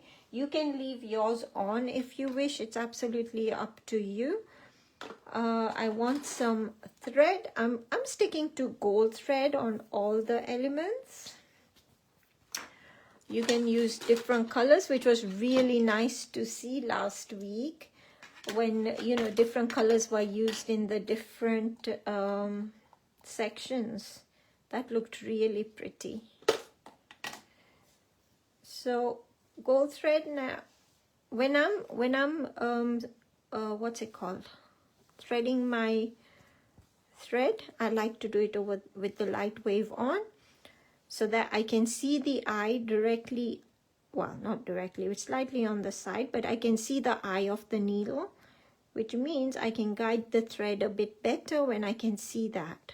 Yeah, so if I take that off, because I can see where the eye of the needle is with the light shining through, push it in and pull it through.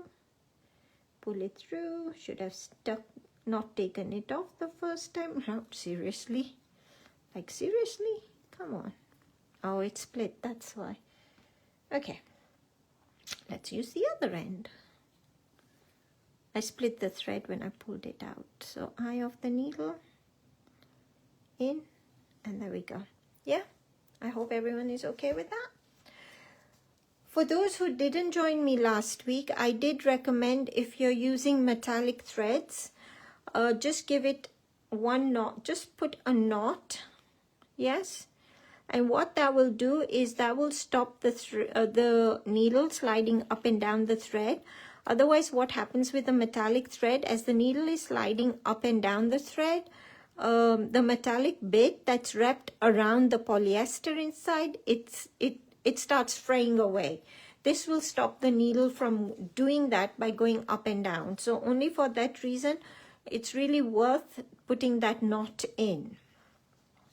So I'm going to start, I don't know, you can start anyway. It's the same design all the way through. So what I'll do is, I don't know, I'll just probably, I want to go back up here somewhere because the rest of my design is up here. So either up here or up there, it doesn't matter. So I'm going to start here and work my way this way so that I come back to the top. Maybe I'll start there. Doesn't matter which hole you go into. Choose any hole. From the back, bring the needle to the front. Yeah. And secure that on the back with either double-sided sticky tape or super sticky masking tape. Not low-tack tape, because low-tack tape will just come off and it will not secure your thread.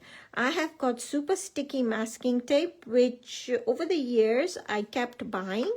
thinking it's low tack tape, but it was always sticky tape and it was always tearing my paper. So I've got tons of this, but you can use double-sided sticky tape instead if you don't have super sticky masking tape. So for those who haven't seen, this is the embroidery guide, which is like on the Clarity website under downloads, and we're doing, oh, we did do something like that last week, didn't we? So I'm using the bauble. No, I'm not using, it was the angel. Sorry, angel. The angel plate had the snowflake, and this is the circle bit of the snowflake, this little bit here. So the guide has only little sections, because then that way I could enlarge it. So it's this one. So it tells you to go from number 1 diagonally across to the 4th hole, and then go across 1 on the back. You're going to bring the needle up on the front, and you're going to go diagonally across to, well, in this case it's 6. You're going to go 1 across and diagonally across. Makes more sense when I show it rather than this, but the guide is there if you need it as a download. So I've brought it up. Nope. I am going to show you, not with the light wave, because you're not going to be able to see a single thing if I have the light wave on. Let's turn that off. Okay. Let's have it on the black. You'll see it better. Don't do this over your embossing mat. Have your perforating mat so you can see it better now. So I've brought it up, and that's going to be not my number 1. Hole number 1. I'm going to bring it diagonally across to the opposite side. In this case, it's the 4th hole. So I'm pulling it out. Well, I'm pulling it back.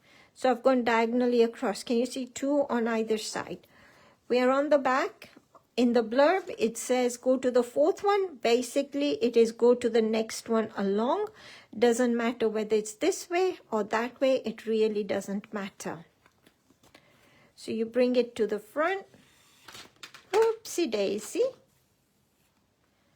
And again, you're going diagonally across to this one. That one, yeah, diagonally across to this one. This is not diagonally across. It is this one here. Yeah. Oopsie daisy. So diagonally across to this one. Don't have your, I should have said that, don't have your thread too long, otherwise it's going to catch on everything. By tying the knot, it's not going to fray, but it catches on every corner that you have got on your workspace, basically. So again, I'm going across to the next one. Can you see my thread is loose here? And that is going to show on the front. I need to just make it a little bit tighter, and I don't know why it is not becoming a little bit tighter. So just make sure that, you know, you've got it tight on the back and on the front. No, it's still loose here. Why is it loose there? Okay, do you know what? If that doesn't work, I just want it nice and tight. There we go.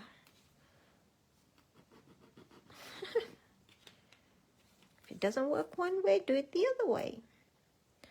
Oh, sorry. Across on the back, and then diagonally across to the one that's left. So what you have is a snowflake within a snowflake, and it is caught. Where is it caught? Like, really?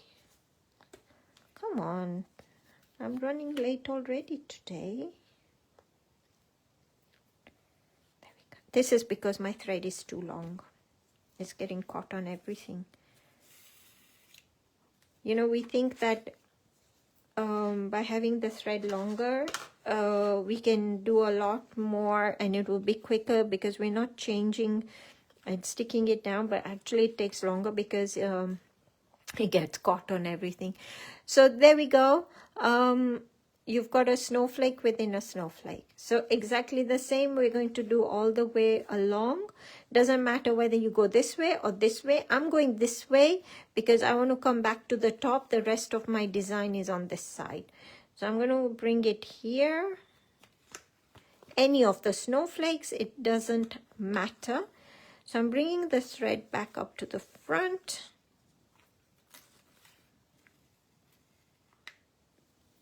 And diagonally across. Yeah, diagonally across. Next one along on the back. Doesn't matter whether this way or this way, but on the front, diagonally across.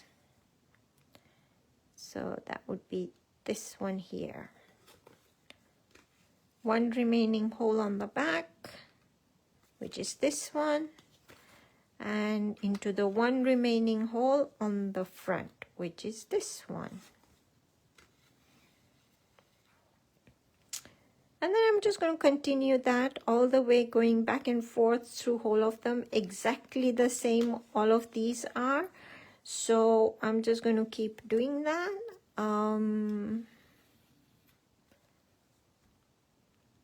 Again, like I said, it doesn't matter whether you go left or right on the back, but on the front, you're always going diagonally across. Everyone okay with that? Oh, Bernie's gone. Bye, Bernie. Sorry, I just saw it. Not that she's here, but she'll watch it later.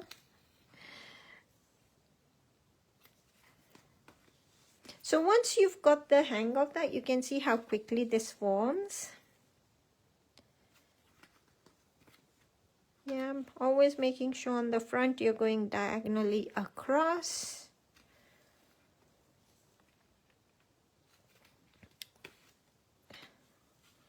You could do a whole, just 3 snowflakes. We've put other baubles, but even if you did just 3, 4 snowflakes, or half a snowflake coming off, half a snowflake, then 3 full snowflakes, that would look really pretty on the tag as well. I might do that later this week. Actually, I think that'll look really pretty. I'm going to make that one later this week to see. I quite like that orange and pink. At least it didn't go brown, which is what I was really worried about. I think I have got enough stitching here to take off the clips, paper clips and the Groovi tabs, I think, but I better not risk it. Yeah, I'm not going to risk it. I'll take it off later once I finish the snowflake, or at least done a bit more. So we're just going back and forth, back and forth. Doesn't matter which side.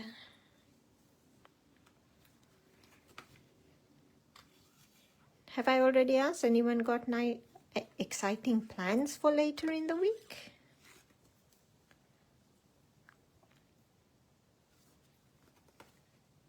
Oopsie daisy.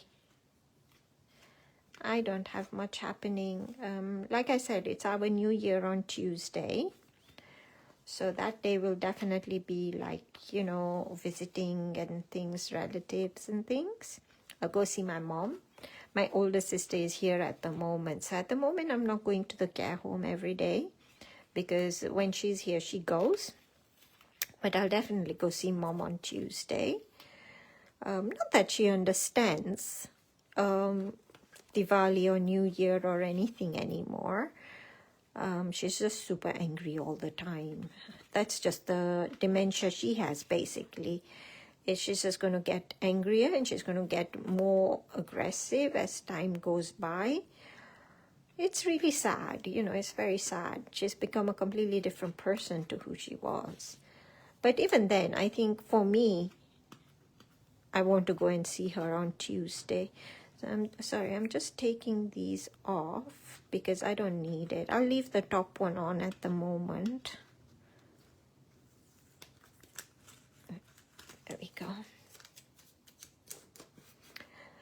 And then I've still got to finish prepping for the Saturday show.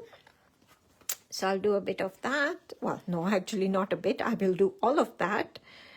Not much good doing just a bit. But other than that, yeah, not much. What's everyone else doing later this week?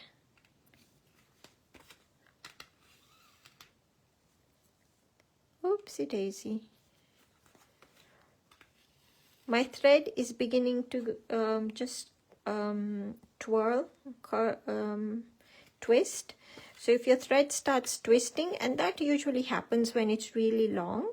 So if your thread begins to twist, just hold your tag up and let the thread dangle and it will untwist. So I'm just going to do that. I can't show you that, but let me do it this way.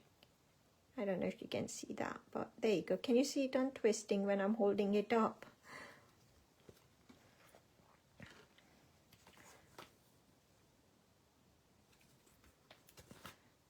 If it twists, and again you're using metallic thread where it twists, and it, you know, you're tugging it harder to make it come through, again that will fray the metallic bit.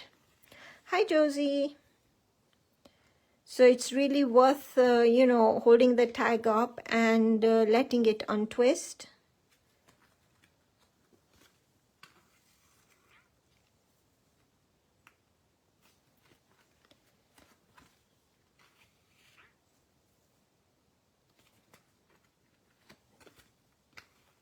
Is everyone doing okay?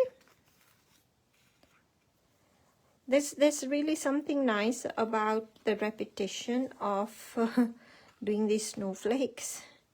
It's sort of, once you know how to do one circle, it's just, you just go with. You can do it in front of the TV, or, you know, listening to anything, doing anything. So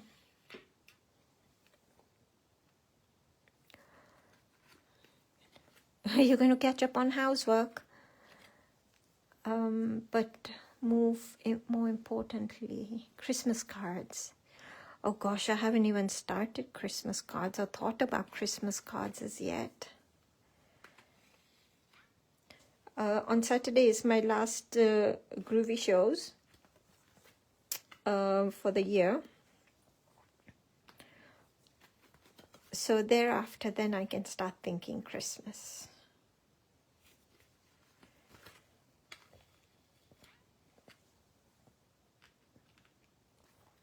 Every year I say, thank you, Sammy.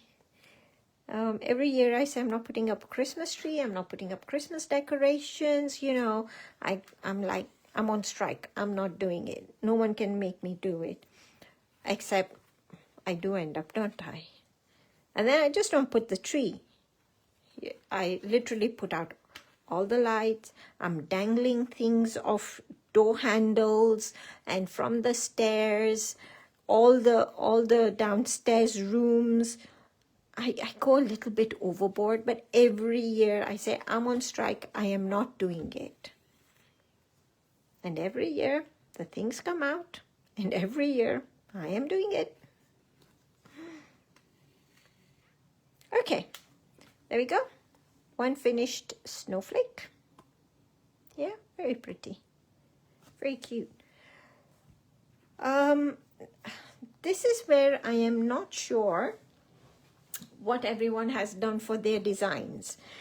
So I am going to basically I'm going to do this one here. So if you're doing this design, but you've got it somewhere else on your tag or on your card, depending on what you're making, then you need to come to this one here You can either stick your thread down with your double-sided tape. If it's too far, stick it down, cut it, and move on. Or you can, to be honest, just move it across to wherever your bauble might be. If it's too far, when you, like for example, if my bauble was all the way up here, yeah, for example, if my bauble was all the way up here, this is a very long space. Yes, it can work, it can be loose on the back or on the front. So when you're pulling it across like this, always put a little bit of double-sided tape or masking tape to secure that in place. So it's not going across so far that it can become loose. I mean, generally, I don't stick it down, cut it, and then, you know, reattach it somewhere else. Because by the time you do that, you've used the same amount of thread unless you're doing a big piece. But on a tag like this, if I stick it down and cut it, and then move it here, I've still used the same amount of thread. So it doesn't make sense to do that. So I just go across and stick it down with double-sided tape or super sticky masking tape. So I'm going to do this bauble here first.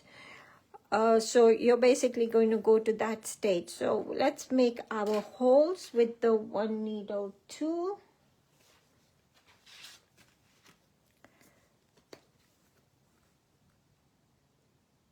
So not on that mat. I need the perforating mat. That was the Pico mat, which is like very thin. So it didn't make my hole nice and big-ish. And at this point, you know, you can do all the holes at the same time, or you can stitch a little bit, make your holes, stitch a little bit, make your holes. It's absolutely up to you, what you prefer. I'm going to do this bauble and stitch it, and then thereafter I think what we'll do is we'll make all the holes together. If you're like a few steps ahead of me, because I took so long deciding what I wanted to do, then you know, it's up to you whether you want to make all the holes, which you may have already done so. In my case, yeah, I'm a bit slow. When we're doing the holes, it pays to slow down a little bit. Line up your needle with the dot and take your time making those as accurately as possible.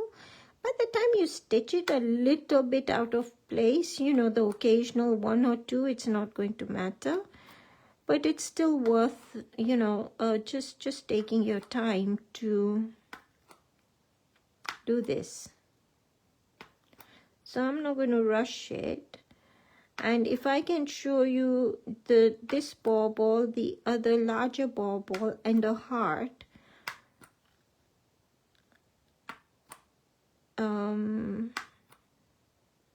at least that's covered all the stitches. I'm going to stay and finish the whole tag, just so that, you know, when the live finishes, the tag is actually finished.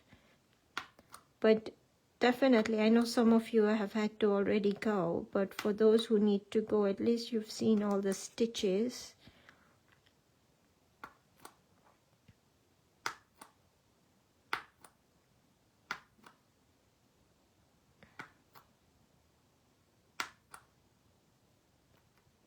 Anyone else like that sound it makes? I love that sound. Actually, do you know what I'm going to do? While I'm making the holes, I'm going to make the holes in the heart, the larger baubles as well, before I get around to stitching. It will just make it that much quicker. Yeah, so I'm going to make the holes on these as well. Since I've got the 1 needle tool out already, I might as well. I can take this one off. I don't need it. It's not going to move about at all now. And it will stop annoying me. There we go. Can you see? Hold on. Okay, you see, by doing that, it doesn't move. Yeah, it's definitely stuck. But if I'd done just a little bit, it would still slide about a bit. But since I've got the 1 needle tool and the perforating mat and everything out here, I'm just going to make these holes at the same time. That way we can just then focus on all the stitching all in one go sort of thing.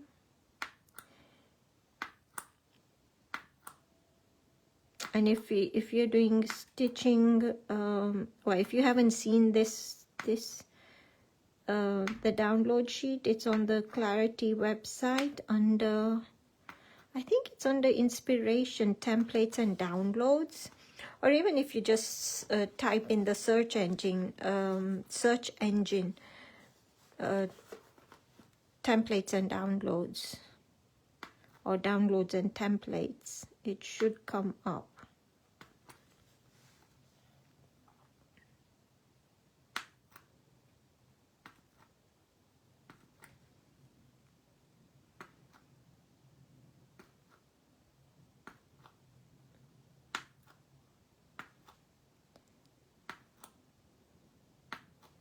Okay, there's a few too many dots here. Anyone else's eyes going dotty?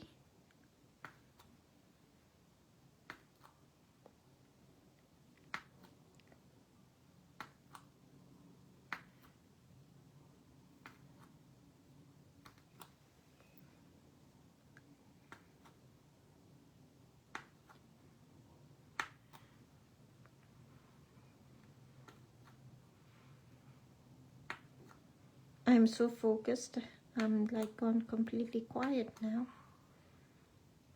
Gives everyone's ears a bit of a break. Oopsie daisy, missed that one.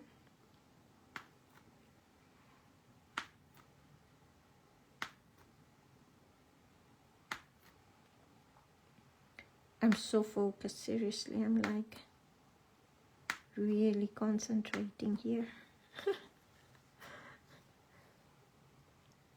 I hope you can see it okay, and there isn't my hand shadow falling on what I'm doing.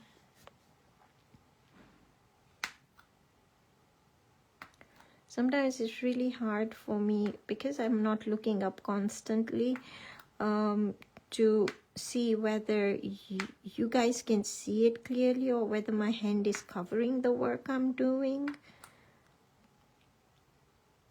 I think it's trying to get the angle right so everyone can see, so my hand doesn't cover.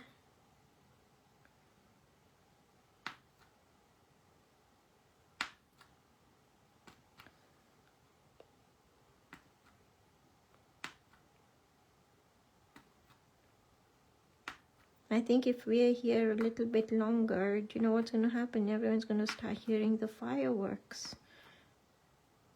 Because it's Diwali, a lot of people are like doing fireworks and having a party and things. And sometimes they start quite early.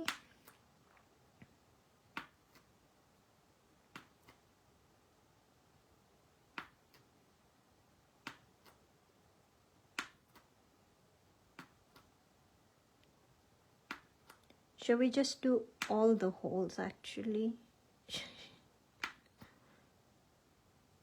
While we're at it. So depending on how many hearts you have, I think I should have just stuck to the 2, because now I think I might have a bit too much here. But I'm just going to do the holes, because then I can put this out of the way.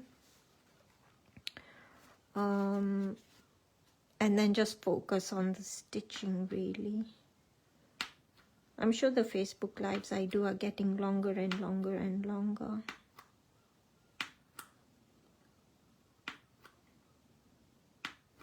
But next week will definitely be a shorter session, because I know I will be tired from the Saturday. But I want to redo the tag that I showed you that we would be doing. I don't know, I like it, don't get me wrong, I like it, but I think I want to do a bit more to it. I want to focus definitely on the stitching, but I think it needs something else a bit more. I'm not sure what yet. For that one, we will use the second largest tag. We won't do a big tag like this one. I think when we have a big tag like this, well, in my head, I want to put a bit more in it. So I tend to put a lot. And then it takes us longer, which is fine. But next week, we'll definitely go to the smaller one, to the second largest. Once again, it will be your choice of parchment, whether you want to use colored parchment, rainbow parchment, regular parchment. I don't know what I'll use. I haven't decided. I will have a think about it, and then I might actually use the rainbow parchment. I love the rainbow parchment. Have you guys seen the 60% off on parchment? Well, not everything is not 60%, but up to 60%. I might use designer parchment. So yeah, have you guys seen the sale that's on the Clarity website for parchment? But all the parchment is on sale, or some of it is on 60%. So have a look if you haven't. So this is what we're going to do. So I need to find the page with the baubles. And which is the bauble? It is this one here. Oh, it was the last one. So this one is in sections. Now don't ask me why I have put the sections haphazard. So this bit here is this one here. Yeah. So the inner circle is this one here. The middle circle is this one here. And then the outside one, it's easier, it's this one here. So I'm not sure why I didn't put this one here, which would have made more sense when people are looking if it was here, because then everything goes to the same bauble there. But for the center bit, it's this one. So I'm going to start with the center bit and work out. Now, the center bit, when we're doing a star, can always be a little bit like, I get confused, okay? Only in the sense that there comes a point where I forget which direction I'm going in. But what I found the easiest way to explain this is, yes, we go from 1 to 4. So coming up at 1, down at 4, coming across to 5, where we are coming up, going to 2, and you're just following. So as long as you follow either clockwise or anti-clockwise on the back, you should be fine. So decide whether you're going to go clockwise, anti-clockwise. Again, it is not really going to matter which way you go, right? There is no right or wrong. If you think you have missed something, if you have a look at individual holes, you can see there's 2 thread strings at each hole. So you can always go back and put it. As long as you keep going in one direction on the back, it won't matter. So we're going from 1 to 4. So on the back, I'm going to bring my thread to any of the holes. It really doesn't matter which hole. And I'm going to, well, I've got a knot in my thread. Why do I have a knot in my thread? And I've made it even into a bigger knot. Hoping it won't show. I may need to cut that and start again. So I've brought it up to the front. So it said into the 4th hole. So 1, the first one we come up from, 2, 3, and into the 4th hole. Yes? So now at this point, like I said, I need to decide whether I'm going to follow, always go anti-clockwise or clockwise. So choose one or the other. So I'm going to keep going clockwise on the back every single time I come to the back. So the next one along, and we're at that point, and you're going to go into the 4th one again. So 1, 2, 3, 4. So once again, I'm going the same direction on the front. So I'm going this direction. So there. No, that is not how it goes. She said it all wrong. Okay, so what we're doing is, hold on, let me take that off. You're going clockwise on one and anti-clockwise the other way. Yeah? So on the back, I am going this way. Yes? It's a bit like when you're doing parchment. You're mirroring on the front. So on this, I'm going clockwise this way, which means on the front, I am going to go this way to this. No, I am not. Oh, what's happening? No, I'm not explaining it well. I'm confused. 1, 2, 3, 4. No, just go clockwise and go to the next one along. So the next one along is this one. Yeah, just keep going. Just keep going. It will make sense when we get to it, I think. 1, 2, 3, 4. So clockwise 1, same direction. We have got a crisscross. It's like playing, what's that? Knots and crosses, yeah? On the back, I'm still going the same direction around this way, and I should come here. Yeah? So I've come here. So if I keep going same direction, I'm going to cross across there. We've covered all our holes. So now I'm going the other way. So I'm going back to this. Yeah? So I'm going the other way. 1, 2, 3, 4. Because I want 2 strings at each hole. Am I making sense? If not, look at the download. That probably says it better. I am aiming for 2 strings at every hole. So now I need to go this way. Because if I go this way, I've already done that. Yeah, I need to do it this way now. So now I'm going in the opposite direction to get me the 2 holes.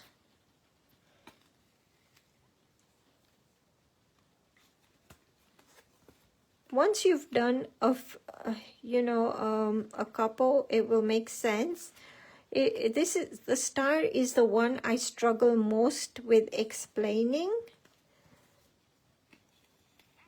For some strange reason, I don't know. I can't explain it. I think, maybe referring to the download might help you a bit more than what I have just said. But there we go. And we've got the star there. So until I'd done all the holes, I went one way.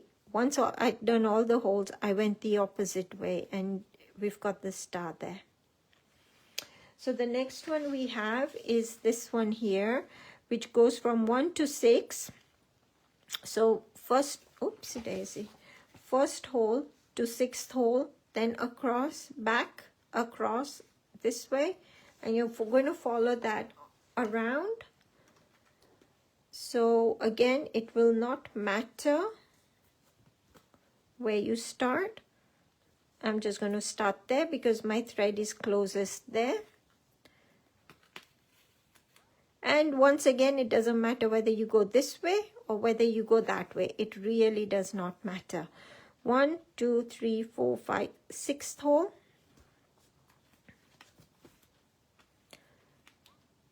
And then you're going to go across to the next one, not inwards towards the one we've just come from, but the next one along. You're going forward.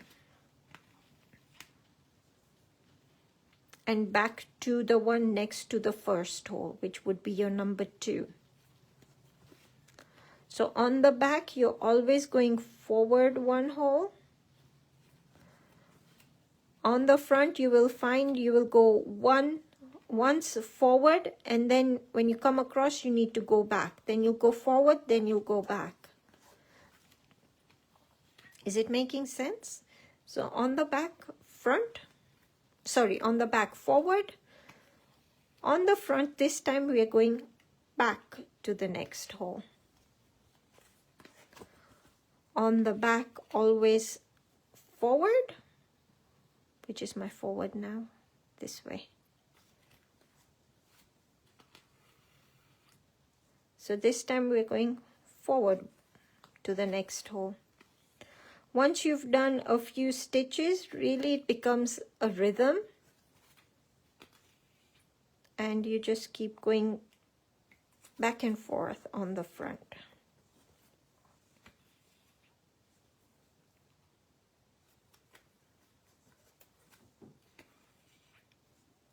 So whichever ones that form like that go around curves, you will find that it's always forward on the back and front and back on the front. So even this on the bauble, they worked in half each, and it will be exactly the same as the circle we are doing here. No, I went the wrong way.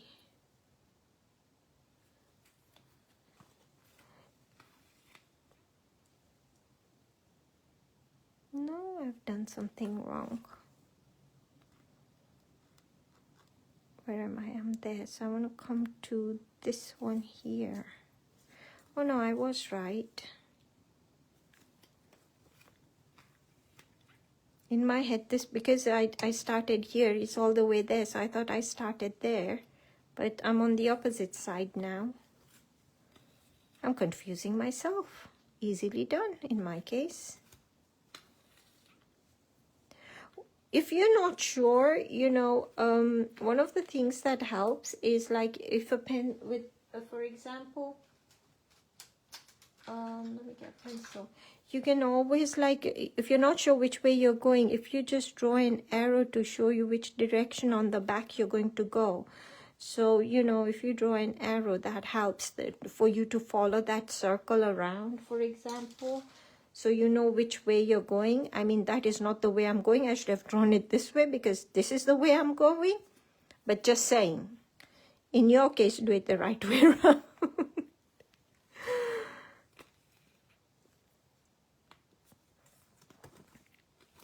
Oopsie daisy.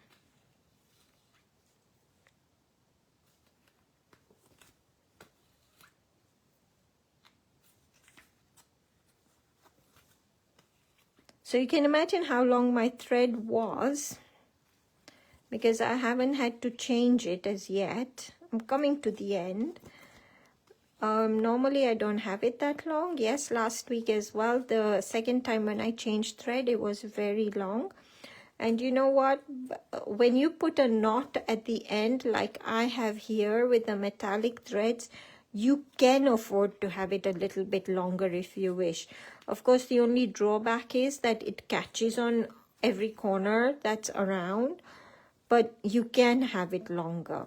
So if you don't like changing your thread over and, you know, things like that, it's okay. Have it a little bit longer, but just put the knot where the needle is. Otherwise it will fray your metallic thread. Oopsie daisy.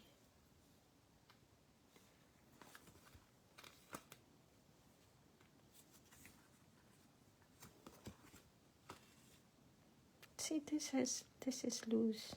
Oh no, it's not loose. I thought it was loose. It's the bit from the first. I'm seeing holes everywhere.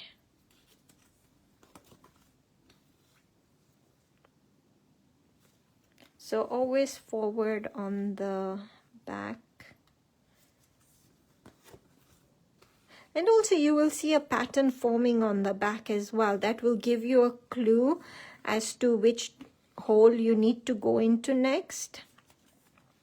So on the back you can see that, you know, there's double strand between every two holes.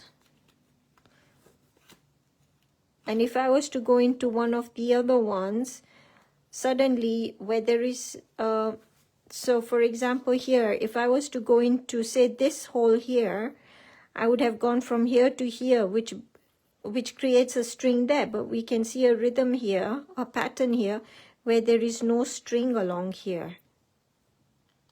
So with each pattern you will see with each pattern you will see a pattern on the back.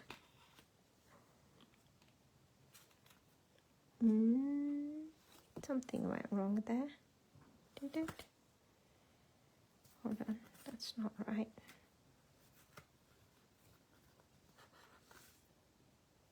I've gone into the 7th one. Hold on, I've gone into the 7th one. And don't do this. Always take the string off your needle. Yeah, always take the string off your needle, otherwise that is what happens. Because if you don't take your string off your needle, what will happen is that it will split into one of the other string or one of the other stitches, and that's what's happened here, is I've split it and gone into one of the other. Which one was the last one now? This one.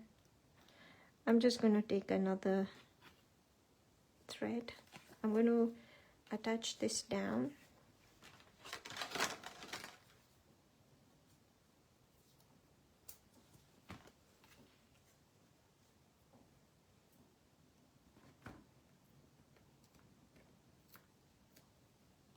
Sorry guys, this is taking us way too long today, isn't it? Let's take off the extra. Unfortunately, embroidery, well, anything in parchment can't be rushed, can it? And to be honest, I didn't need to do the embossing and the perforating and all that. That took us longer. Plus, I didn't need to make so many baubles. I'm too scared to even look up in case I've lost everyone at this point. And I'm the only one here talking to myself. Okay, so I'm going to tie a knot at the base. There we go. And I'm going to bring it up. So this is where I went to. Which way am I going? This is where I came. So I want to go into this one here. I hope. Yeah. So that's where I had my last 2 threads. I need to have last 2 thread. I need to have a second string on that hole there. And secure that down. I'll just bring it here, to be honest. There's loads of space here.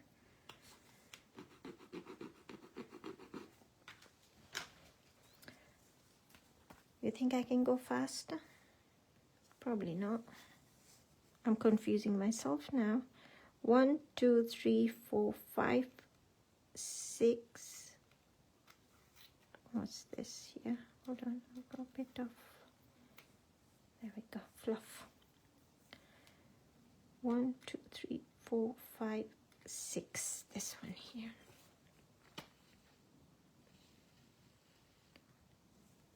And then this way.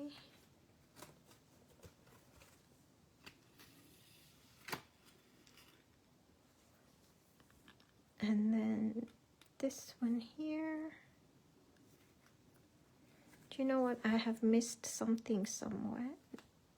Oh no, that is the end. That's the end for me. So just have a look and see you have got 2 threads coming out, 2 strings coming out of each hole. So when I pull that out, just you can have a look and see you have got 2 coming out of each hole. Yeah, I don't know if you can see that. So now I'm going to start at the top of this bauble here, and if I show you on the template itself, so 1 is at the top and you're going into the 5th one and then across and back, exactly the same, following this way, but this time you're going into the 5th hole. When we get to the end there, what you're going to do is you're going to go back up on the other side and follow it through. If you go this way, what happens is that your thread, the thread that sits at the top will be the end one there. If you go this way, it will end there. So just to keep it consistent, you want to come this way, and your last threads will sit at the top here. Yeah, rather than half this way and half this way. Thank you, Nahid. Thank you, Elizabeth. I'm glad someone is here. I'm too scared to look up.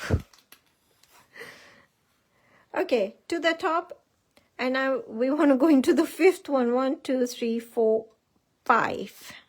Yeah, exactly the same as we did the circle.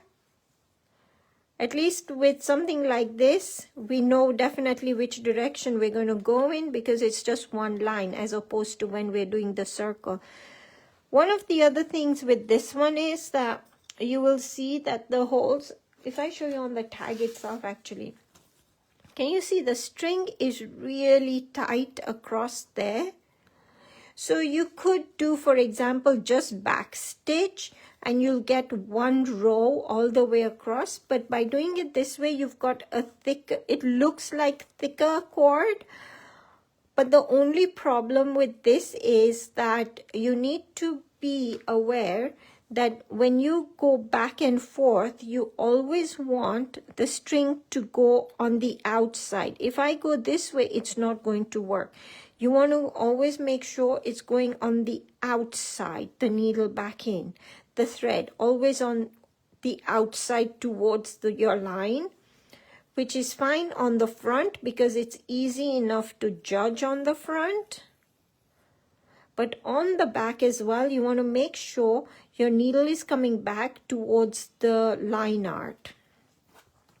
So on the back, when I put the needle there, next one along, okay, so I got lucky where it did come out on the other side, but say if I had come out on this side by mistake, yeah, on the inside, do you see it's on the inside of these two?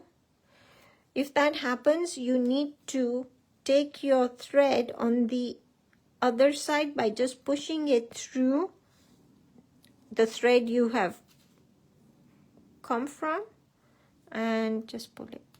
There we go. So you're on the outside, and if I move that along, can you see you're on the outside by where the string is? So on the front, it's easy enough to judge. But,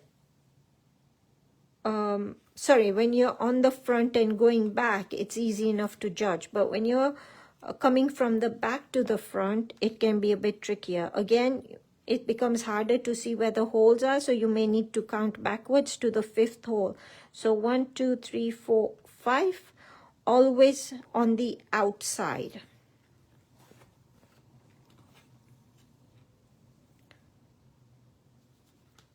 I don't know if that helped, if that made sense. So far I'm getting lucky with it always ending up. As the curve becomes wider, you'll definitely be on the outside. But where it's almost a straight line, that's the only time you need to be careful that you're on the, well, you're closer to the line art. Welcome back, Lisa.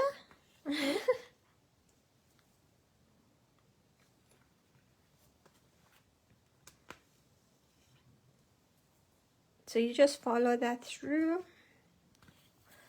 all the way to the end. Now you can see I'm getting to the straighter edge, so I'm going to have to start being a bit more careful to make sure that my needle is always on the side of the line art.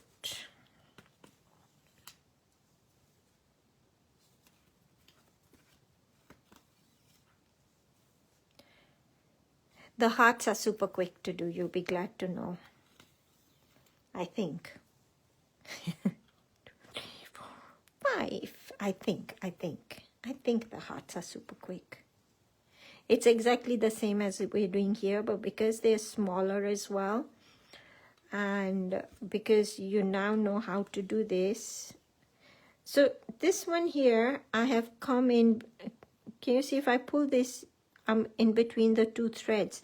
I need to bring the thread, the needle out towards the line. So, oopsie daisy. So my thread is on the outside. It doesn't matter, to be honest, in the sense that when you look at the whole card, it doesn't show as much. But just for a neater finish, I think it helps just being a bit more mindful. Oopsie daisy. I've got a knot or something somewhere and it's not pulling through. I'm going to have to rethread my needle. And I had a knot on my needle, but obviously it got undone at some point. So I'm just going to thread it. Let me turn on the light wave. I hope everyone can see and it's not too dark. So I'm going to tie my knot again on my needle. I don't know how it got undone, but there you go, it got undone. Now I'm getting it caught on my sleeve. I still don't know how the color pencil ended up inside my sleeve. I don't get it. So again, I don't know if you can you see the needles come up between two threads? So I need to bring the needle through on the other side. And that's my last hole here. Yeah, that's my last hole there. So I've got to the center. So now, like I said, you're going to bring it back up to the top. You can either go underneath the threads if you want, but to be honest, it doesn't matter. I don't do that. I am too lazy. And 1, 2, 3, 4. 1, 2, 3, 4, 5. So we're going to work exactly the same on this side as we did there. So on this side, I'm going, oopsie daisy, fluff. So along the edge, so I don't want to come on the inside of the thread. I want to go on the outside closest to the line art. It just makes a neater finish.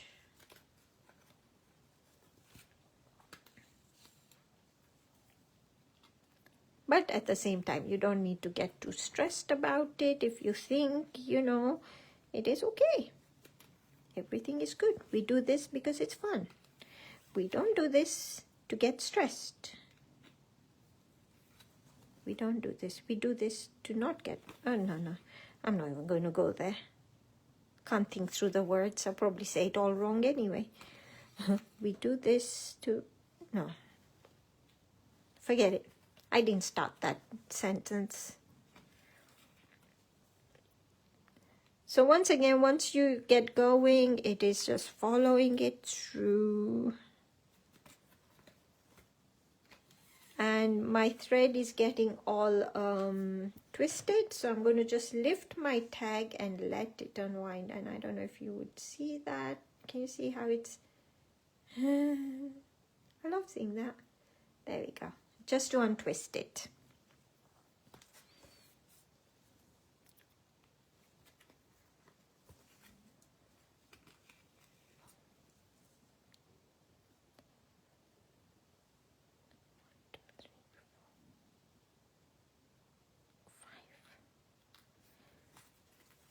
Doesn't help working the other way.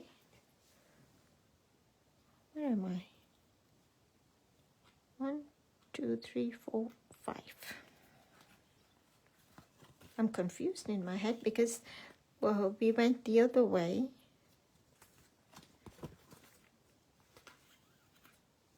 I'm sure it's got something to do with how our brains, you know, whether you're, you know how they say that,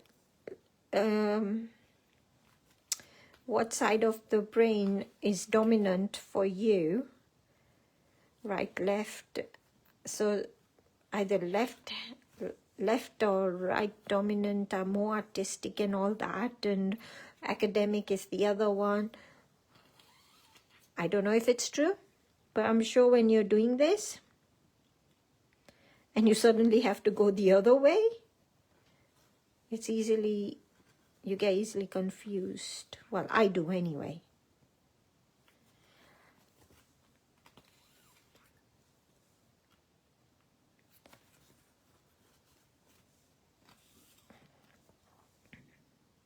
So we've got to the almost to the end of this. So one more hole. And then I'm going to come across to, I don't know, once it, oopsie daisy, see that one's come between. So I'm just going to bring it to the other side. So I'm on the outside. So I'm not sure where you are, where your next bit is, but for me, the next one is this heart here. And I'm going to go just to this heart because it's the same for all the hearts, or I can come to this one. It doesn't really matter. Actually, no, let's come to this one here because the heart is exactly the same as what we've done here. But in case anyone needs to go, then the heart was from the angel plate. The angel, where is the angel? There we go.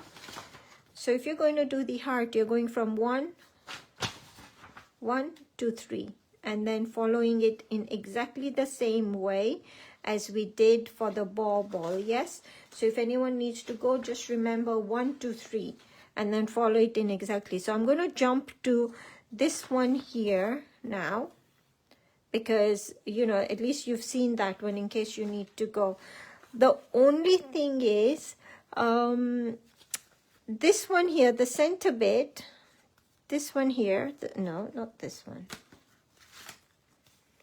This one here, can you see there's a lot of spokes, zigzags and things. Now, to make it simpler, I am not going to do this one, okay? You can read about it on here, on how to go about it, because you know what? I'm going to end up confusing all of you if I try and do this and try and explain it. It is over here. But when you look at the circle here and the circle here, this one has a lot of crisscross happening with 2 in the middle. I don't know if that makes sense to you. Whereas this one is just a fan shape coming out of the middle hole, out like we did last time, okay? I'm going to go with the fan shape only because it will be easier. And you can always play with this one, you know, do a little bit on the side and try it out. It's not that difficult once you start, but I think we've been here for a long time now. And everyone is probably going a little bit dotty at this point. So I'm just going to simplify. Oh no, guess what? Look, I forgot to put the circles in. Yeah? So we have an issue, don't we? We have a serious issue here. Because I've already stitched. So, you know, it's a case of, because I've already stitched, I need to do something. Just bear with me and I will show you if this should happen to you, how you can fix this. But I need a scrap piece of parchment. Just bear with.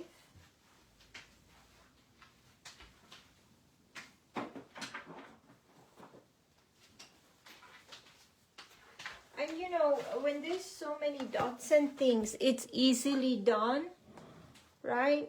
And let me show you how we can fix this. If you have missed a whole selection of dots on your work, that then you need to go and put some more in, like I have for my center.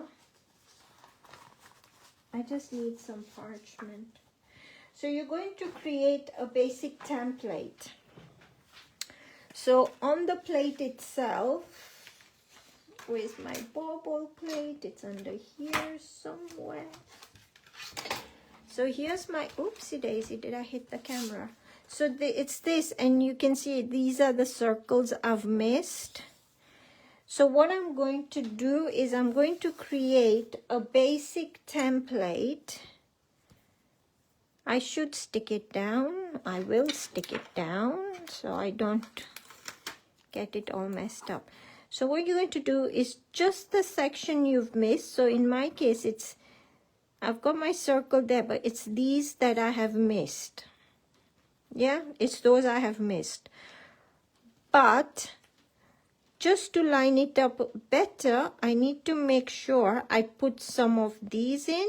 I don't need to do them all, but at least to line up a little bit, I want to do a few, okay? So I'm going to take that. I'm going to move this. Now, because this is the back of our work, I'm going to turn it around. I'm going to take my tag. I'm going to line up the dots with the holes I have made. And for this one, it might actually be better if I use the light wave. Yeah, I can see better now. And you see, you just line it up, the circles and the dots. There we go. Yeah. Take your 1 needle tool, wherever it is, take the 1 needle tool.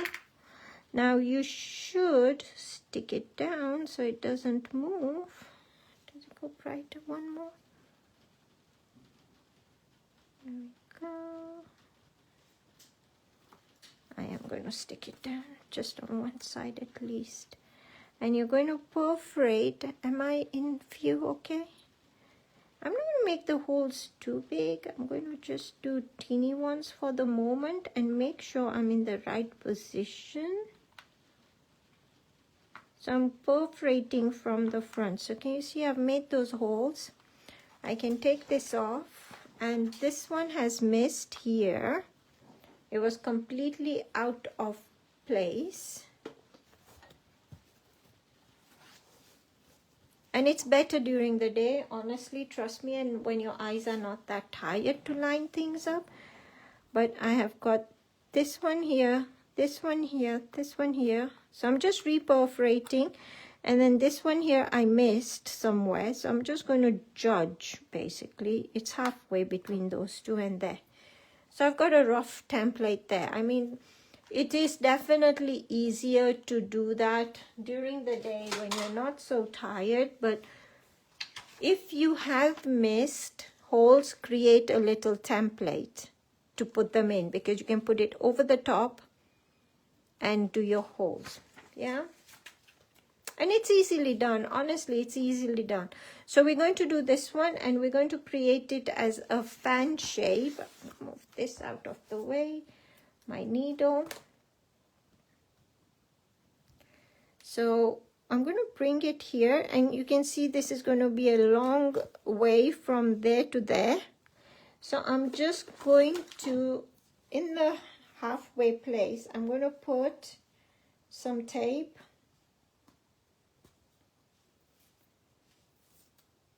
Just so that, you know, it's nice and tight. So I'm going to pull it across and just stick that down, just to secure it a bit more. Otherwise, I don't want it to work loose as I'm stitching. It doesn't matter which hole you come to be honest. Again, it's not going to matter. So we've come to the front, and what we want to do is we want to create a fan between sets of 2. So one hole is going to go into a set of 2 and into the next set of 2. You're going to go to the next hole, set of 2 along. Doesn't matter which sets of 2 you choose, whether it's this and that or this and that. Once you've done your first fan, you will see that once you've done your first fan, the other two sets will just appear. Yeah, so there's our first hole. So one across to the end of a set of two. You're going to come across to the next one along here and bring it into the same hole at the center. And this is what is going to give us the fan. You're always coming back to the center. So you're going to come across, go across. And like I said, it doesn't matter which set of two you choose. Yeah, whether it's this two or those two, it's a circle, it's not going to matter. So I brought my needle into this one. You're going to come into the center of our previous. Yeah.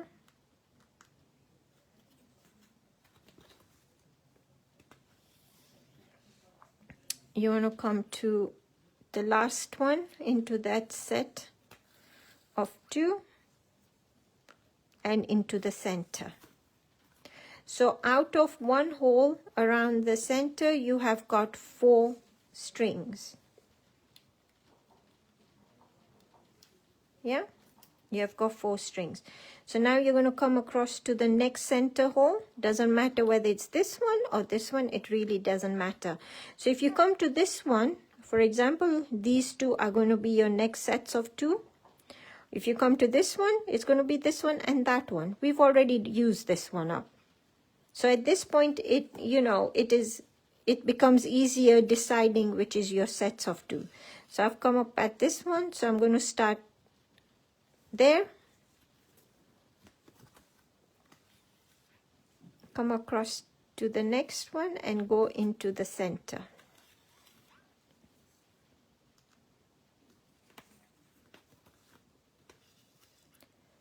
So out to the next set of 2 and into the center.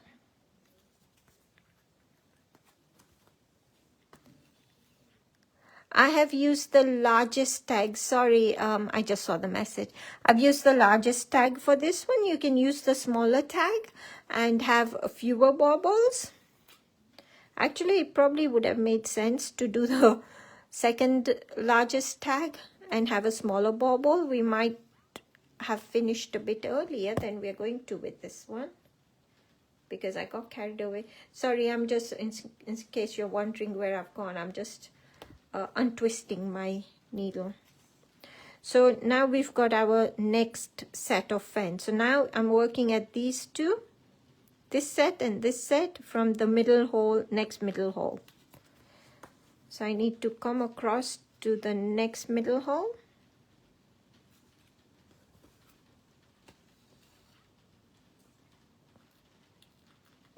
Just nudge it a bit so it's nice and flat and out there. Does that make sense? The fan shape, how it's happening here? And in case, like, for those who may want to try this one here, let me try and explain it, right? So you're going to have, you're still going to choose a set of 2, this one and that one. You're going to do one thread coming out at the first one. Your next one is going to be out at the last one in your set of 2. And then you're going to do the 2 in the middle. The reason you have this crisscross here happening is because when you go to the next middle hole, your next 2 are going to be this one and this one. Yeah, that's why you get that one cross happening there. So you have the one cross happening there. It becomes a bit more like when you're doing it. In the beginning, I got very confused. Even though I designed it, I still managed to confuse myself. But I hadn't done it in a while, and I could not figure out what I had done. But for this one, we're just going to keep it nice and simple and just do a fan, basically.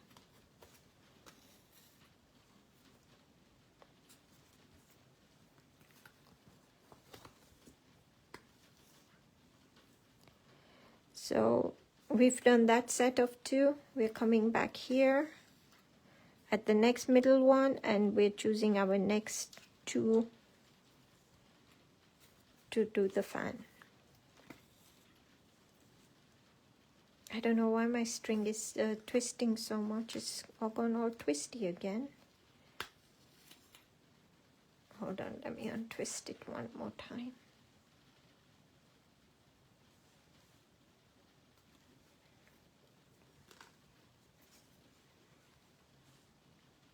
And to the center. Oopsie daisy. That is not what I wanted to do.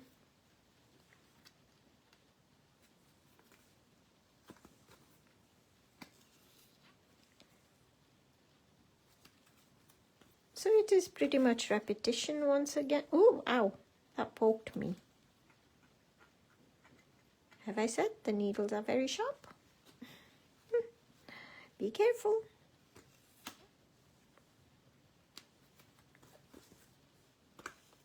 It's raining again.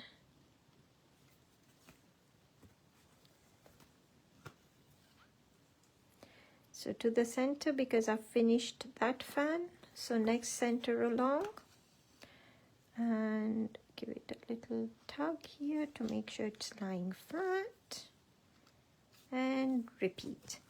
Now the little circles above this circle on either side is exactly the same as we did on the snowflake earlier.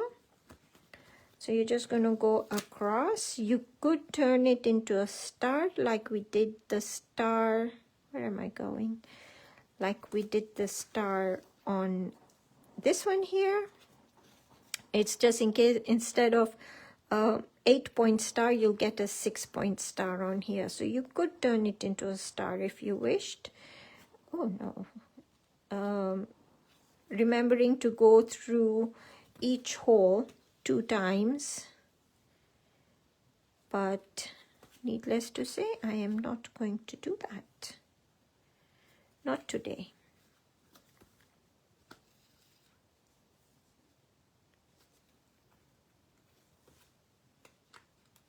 Oopsie daisy.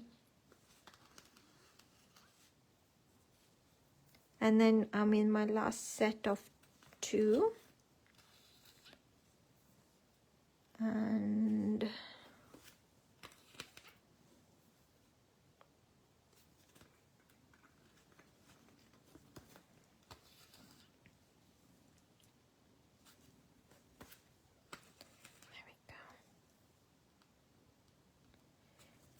almost there, guys. Thank you for being with me so late and for so long as well.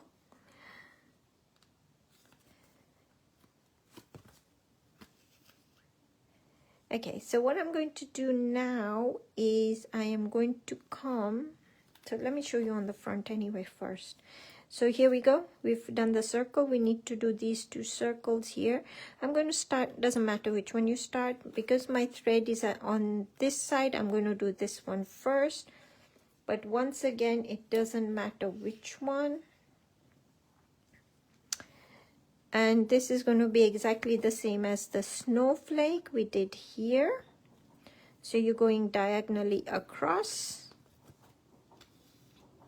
up on one side,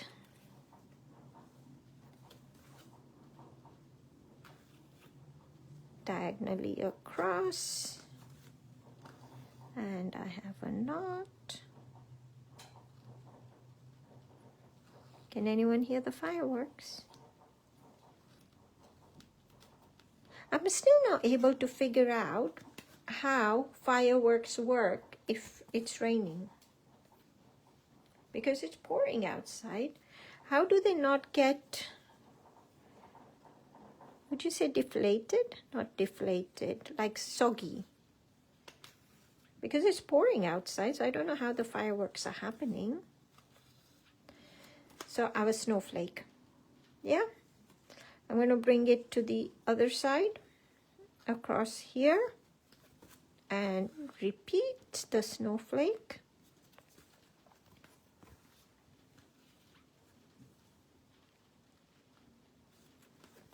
And after I do the snowflake, I think I'm going to get another thread.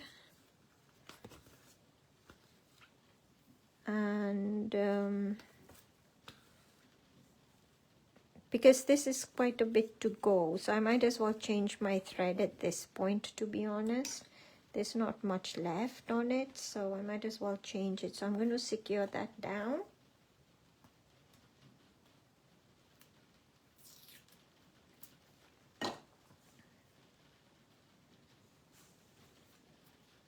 Sorry, sleeve probably in the way. And some of my sleeve is on the tape too. And this is how my sleeves wear down so easily. So on here, I'm going to take this string off. Because I've got the knot, I need to just cut the string off close to where the eye is. And I'm going to get some more string. Hopefully it will be enough. And do you know what? I have got a very long piece of string here, but I'm hoping it won't tangle. I know it's probably going to make it take even longer because it's going to get caught in everything. I'm just threading the needle over the light box and my knot.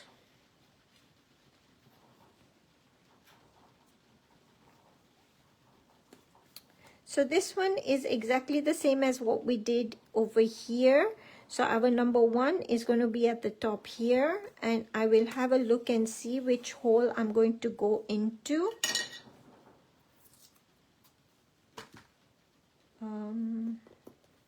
Let's secure that down.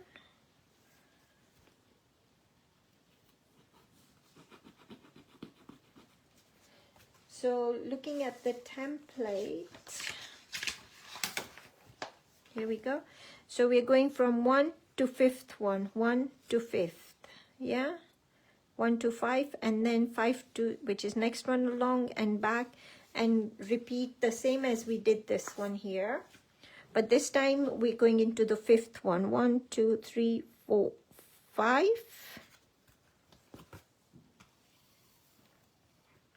And then exactly the same as we did before. Once again, these are quite, it's not a curve, so you will find that you need to push. Can you see it's almost tempting to go here because we can see those holes, but you need to push this string towards the middle and make sure you go on the outside of the hole.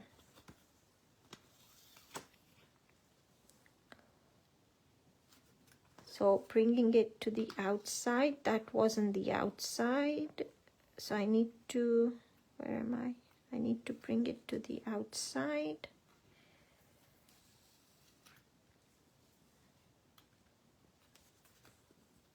And like I say, it's not really going, oh, look, I've missed one here. I've missed a hole, so I need to take it apart. And I'm not going to, like, I'm going to have to take this knot off if I can. Otherwise, I'm going to have to cut it. But actually, to take a knot off, usually the one needle tool, if you push it where the knot is, it will undo it for you. There we go. I've missed a hole, so I need to just take that off.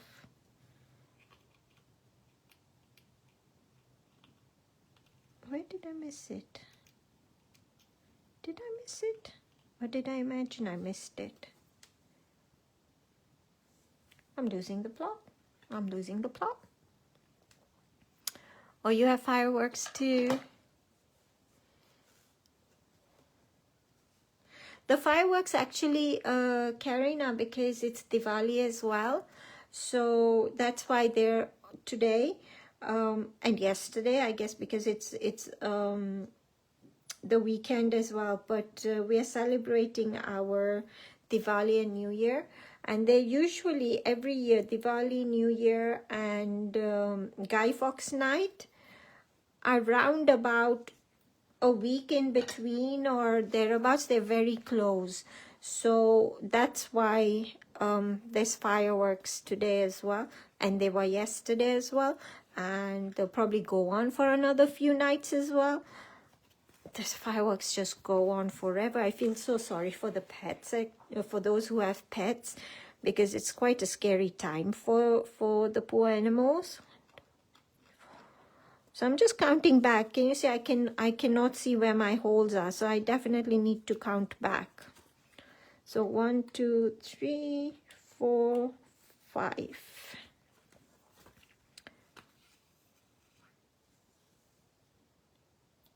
And yeah, it's very sad, like I said, for the pets. But as much as I think, as a child, I loved looking at fireworks, and you know, I think now I'm a bit more aware of what it does to the animals, that I don't enjoy it as much. Yeah, I get excited to look outside the window when I hear them, but not as much as I used to before. Like last night, there was fireworks absolutely everywhere. I was just too lazy to get out of bed and have a look. But as a child, I would have been there by the window looking out. I think you become more aware about what's happening around as you grow older, I think.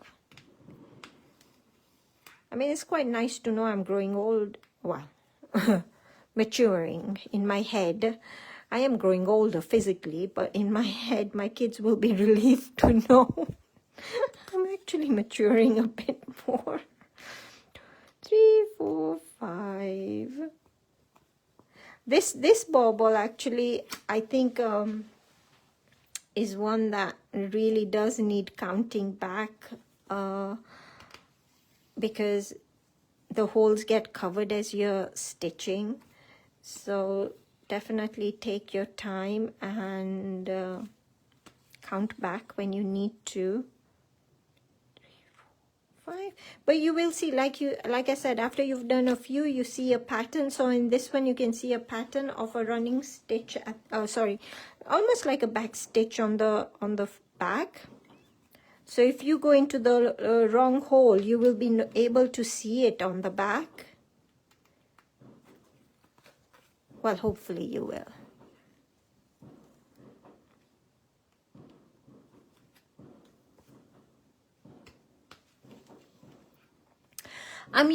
Sorry, Lisa. I'm using the needle that's on the Clarity website. 3, 4, 5. I love these needles. I think they're the easiest I have found to thread. I know a lot of people are still struggling with it, but for me personally, I just love this needle. But they're on the Clarity website. I think they sell them in packs of 5. As well as the gold thread I'm using. That's from Clarity as well.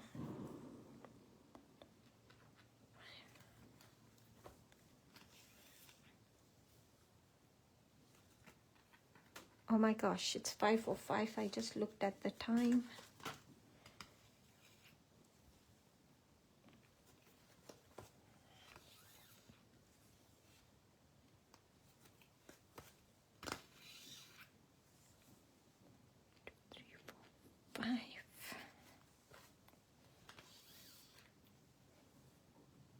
When my hand gets in the way, does it become blurry? Like sometimes when I get too close to the camera, when I'm moving it about, does it go blurry on the screen? You know, like almost out of focus? I'm just trying to find better ways of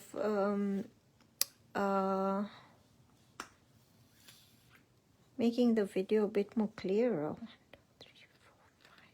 And because I'm not looking up much, it's a bit hard for me to know whether it's going blurry or not.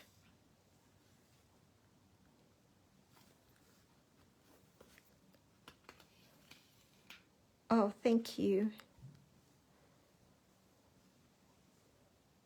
Our isn't bothered at all by fireworks, but yeah, it's strange, isn't it, how different pets react differently, even in the same household. I don't think I would want to be terrified, to be honest. Not a pleasant thought. 5.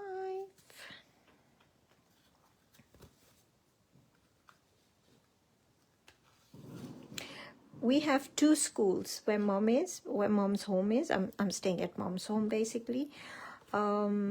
We have 2 schools, and one of the schools had a fireworks display for last week on the Friday, not the Friday gone, but the Friday before, for Guy Fawkes. And they used the low sound fireworks. There was a teeny tiny sound, but mostly there wasn't. And I was like, well impressed, because I thought it would be super noisy. 3, 4, 5. And yeah, it was definitely low sound. So people were still able to enjoy the fireworks display, but just not with all the bang. So I've come to the last. Once again, like I did before, I'm going to go right to the top again and repeat on this side. So 1, 2, 3, 4, 5. Marley doesn't mind. He's out at the moment. Actually, is there any cats who mind? I know definitely the dogs get very scared. But are there cats? Anyone got a cat who does mind the fireworks, who gets scared? Cats are quite used to going out and about, aren't they? But I have to say, I haven't heard if there is any cats who get scared. Do you know what I forgot to do? I forgot to color between the double border here. I just noticed. I haven't colored my double border at the back. I mean, not that I can go and do that now. So, you know, one of the things you have to remember if you're doing embroidery is that you really need to do everything first before you stitch it all, because you cannot go back and put it in. So, yeah, I missed that double border. I think at that point I was in a bit of a panic about how long I was taking to do things. Actually, when I did the original tag, I didn't take this long to do it. I guess because, you know, I didn't fiddle about, like I want this here, this there. Putting the snowflake in the middle really did the hard work for me, decision making. But by doing it on the side, it threw my thinking process a little bit. So it took time, you know, it just took a while. And then, of course, the embossing needed to be done, and then the picot cutting. Thank you, Helen. Take care.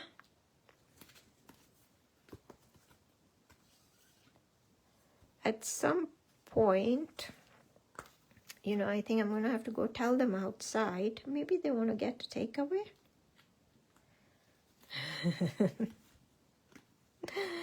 I don't think dinner is going to be cooked anytime soon somehow. And I'm definitely not stopping till I finish the tag. So, not my problem, right?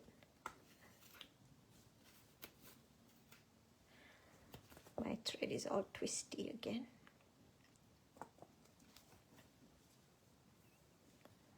One, 2, 3, 4, 5. Honestly, the hearts will be so much quicker. It's just these 2 baubles, I think. I mean, even when I was doing them, they took the longest time to do than the rest of the design. Can you see, I'm always making sure that if my thread is caught between or towards the center of the pattern, I am making sure I bring the needle back towards the outside. No shortcuts.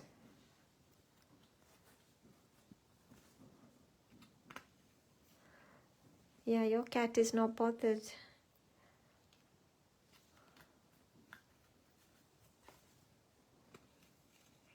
I like the name Rani.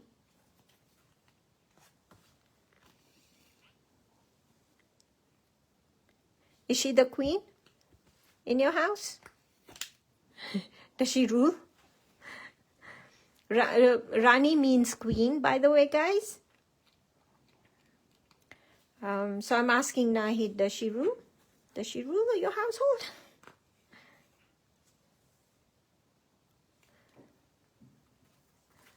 Bye, Sue.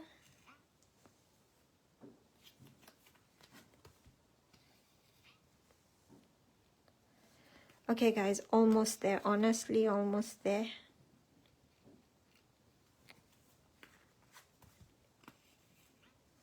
Next week, promise, it will be quicker. Actually, no, I take my promise back. I take it back.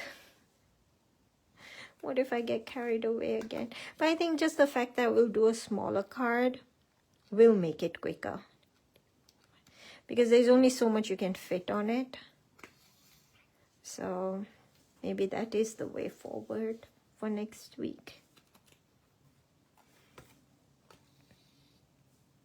And it's gone between the threads, so let's, oopsie daisy, now I've confused my thread. No. Okay, what have I done? No, it's fine.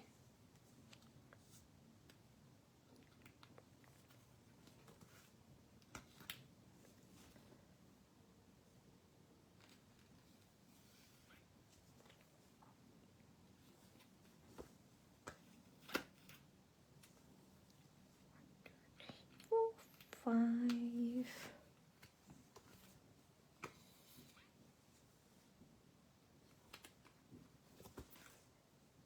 Who's given up on embroidery now?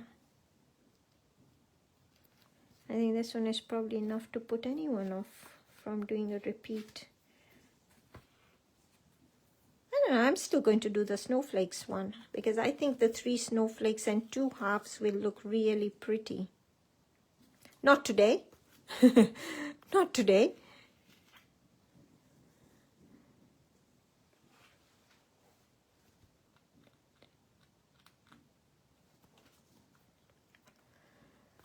It was supposed to be your name.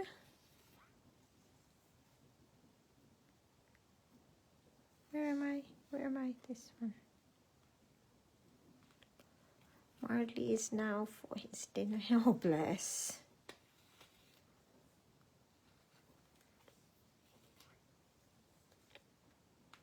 Okay, that's the bauble. Let's do the hearts. So the hearts, once again, I'm going to come to the top center point of the heart there. Yeah.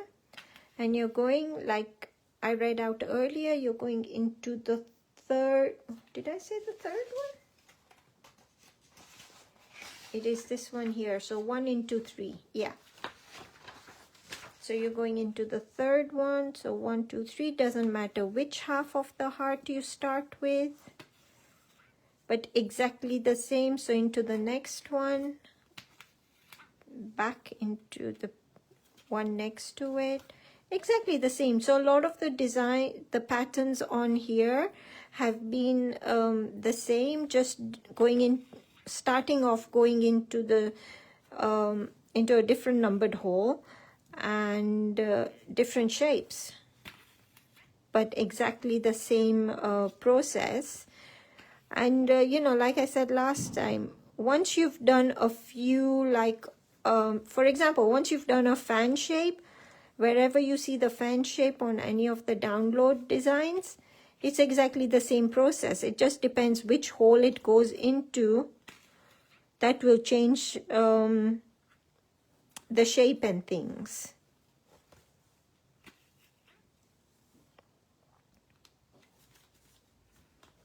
And can you see how, oops. So again, make sure you're coming out on the outside. How quick the hearts are. The hearts are very quick to do. Again, you're going to the middle hole at the top, and you're doing the other half of the heart. So into the third one, and then back out.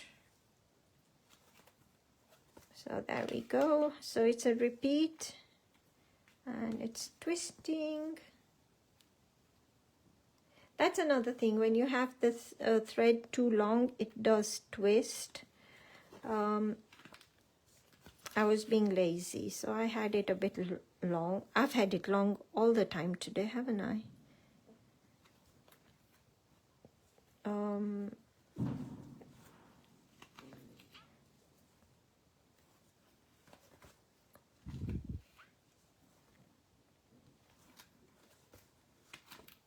Oopsie daisy.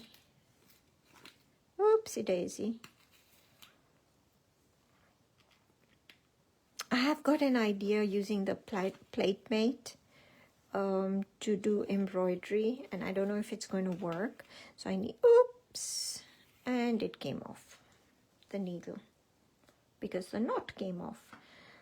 And I don't know if it's going to work, so I'm going to have a little play and see, and I hope by the end of the last Sunday, everyone who ordered the plates, well, the plate mate at least, will have received it, so that we can have a play. I mean, obviously you don't need to have it. You can always use other plates and things. But you know, when you've got something in your head and you want to try it, that's how I'm feeling at the moment. I need more hours in my day, a bit like how Paul has. I'm convinced Paul and Barbara have more than 24 hours in their day. I'm so convinced. And I need those hours too, those extra hours. So there we go. There's the heart, the bauble, the snowflake. So the rest of the hearts is exactly the same. So you're just going to do the rest of the hearts depending on how many you have got.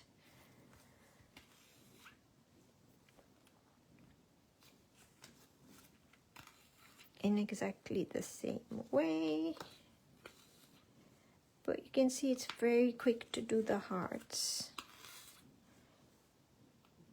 What I might do is, once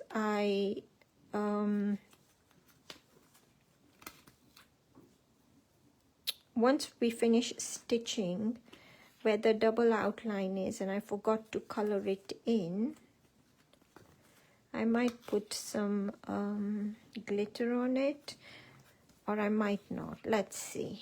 It's become quite late already. But before I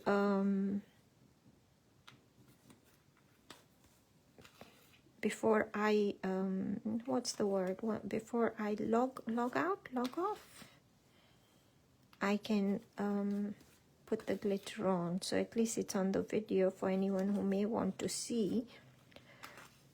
I'll probably use a quickie glue pen again rather than the sticky ink. And I think, you know, it's a lot quicker, and I won't lie, I do use my quickie glue pen a lot, you know, because I'm a bit lazy when it comes to putting sticky ink down and mapping pen and all that. But you know, if you want to get really fine lines of glitter, then definitely sticky ink and mapping pen, because you will not get really fine lines with the quickie glue pen. But if you're just doing circles, for example, like we did on here, or large areas like hearts, then that's fine, you know, to use the glue pen. But otherwise, for very fine work, fine lines, use your sticky ink and mapping pen. When you see the work Linda has, for example, and when she's used the ink and pen and glitter, her glitter work is just so delicate. It's so pretty. And that's what you get, to be honest, with the mapping pen and ink. Yeah. So I'm going to rethread just a bit more here that I need, because this thread is definitely not enough. The other day I broke a needle. Has anyone broken their needle doing this? I've never broken a needle. I managed it a few days ago. I couldn't believe it. I don't know if when I was cutting the knot, I must have cut into the needle itself at some point a little bit, that when I tugged it and pulled at it, it just broke off. I'm assuming that's what it must be when I was cutting the knot at the end.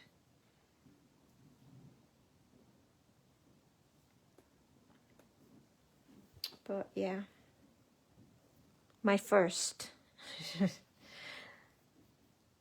I shouldn't say I'm proud of it, because I'm sure you're not supposed to be proud of breaking your needle.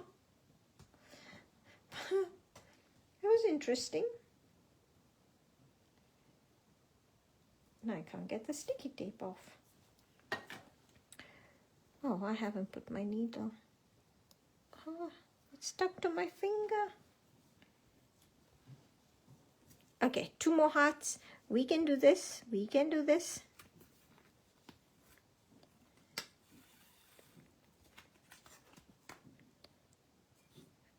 Oh no, look what I did. I pulled it through.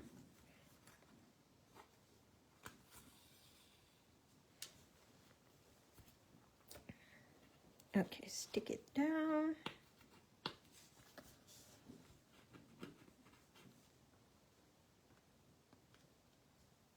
And here we go. So third one.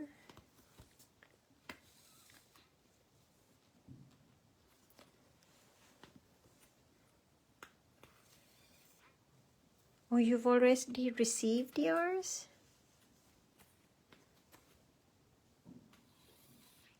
Wow, that was quick.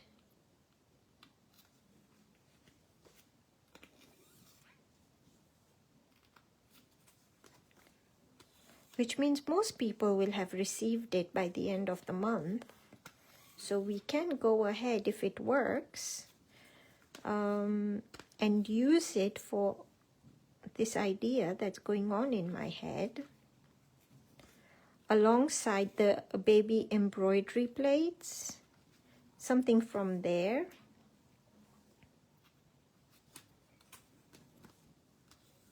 A small tag, might I add.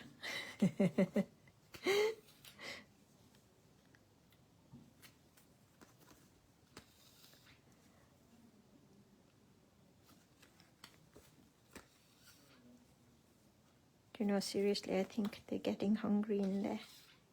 I can hear the whispering going on. Like, is mother ever going to finish?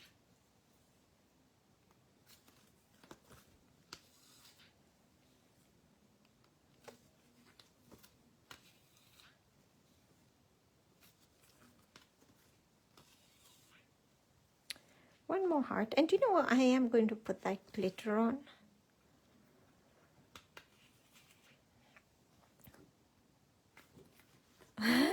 You ordered it on Wednesday. That was keen, because the show was on Thursday. Thank you. I was so nervous.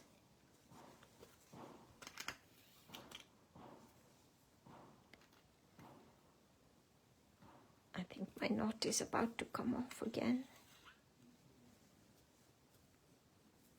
Yeah, I was really nervous for the show, because usually when I go in with older plates.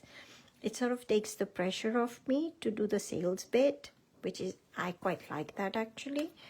And these being new, I was really nervous, because the other thing is that, you know, there was a bit more stock put on, being new, a new product. So I was like, oh my gosh, I'm not sure I should be doing this. I mean, not that I was there for the sales, to be honest, because Barbara and Paul have always said I go there for the demo purposes. I'm not there for the sales. So it's really good that they don't put the pressure on me. but still, I think, you know, you feel responsibility, don't you, when it's something like that? So only for that reason. But I'm glad it was liked. And if you watched the show, you will have heard that Paul is definitely planning on using them on his Shack Tuesdays. Shack Tuesday? No. Groovi Tuesday. So you'll be able to get a lot of use out of them, to be honest, which will be great. And I'm planning on doing quite a bit with them because I absolutely enjoy them. There's just so much you can do there. I think they can become a go-to, like when you want to do something and just have few things out rather than so many things.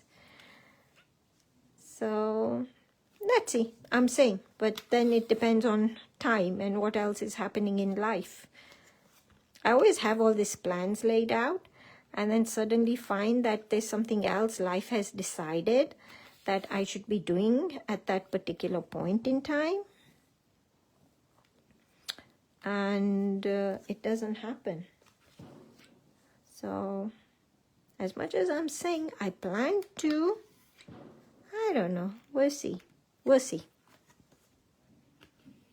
Your daughter-in-law celebrates Diwali and son fell in love with. Oh, how sweet.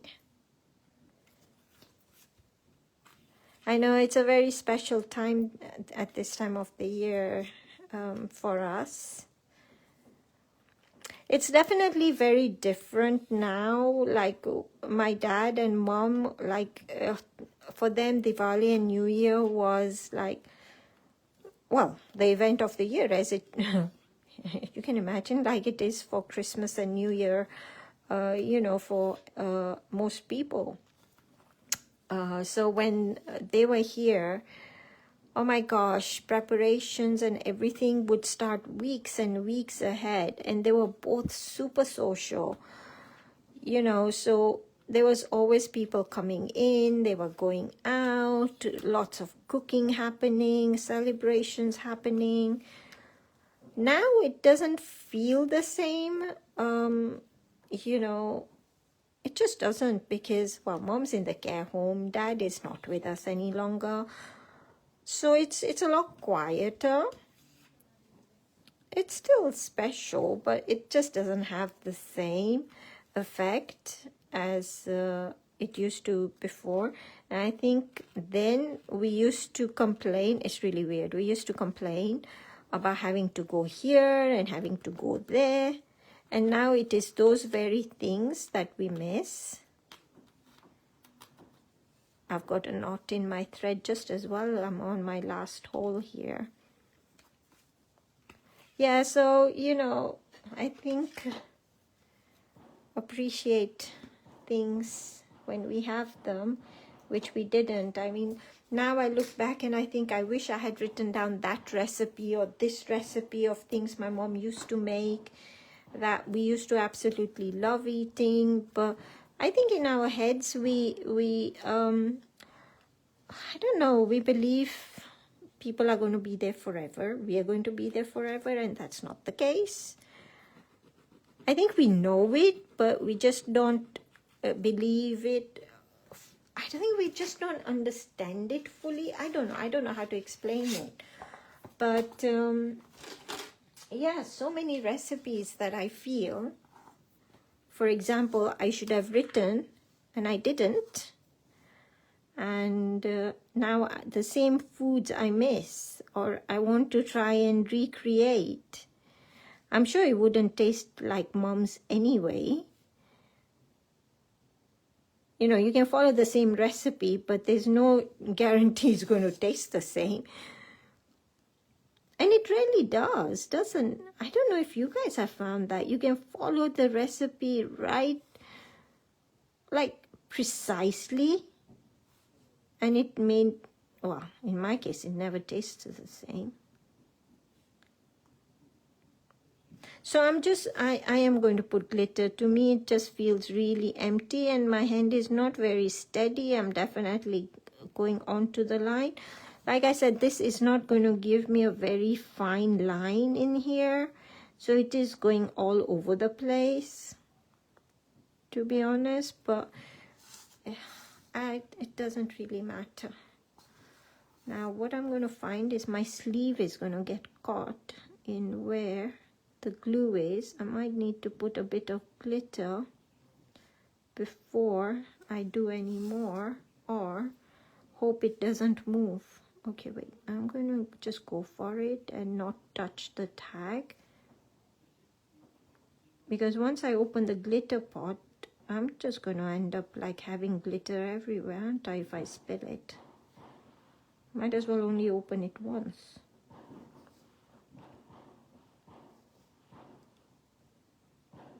Wow, they love their fireworks.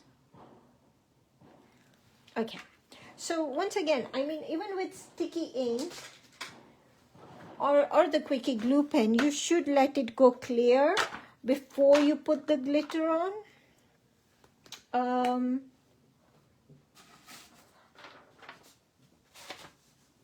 So I'm hoping by the time I do this, it will have gone clear a little bit at least. It's still got the blue tint there, but I'm not going to worry too much, and I'm just going to get this on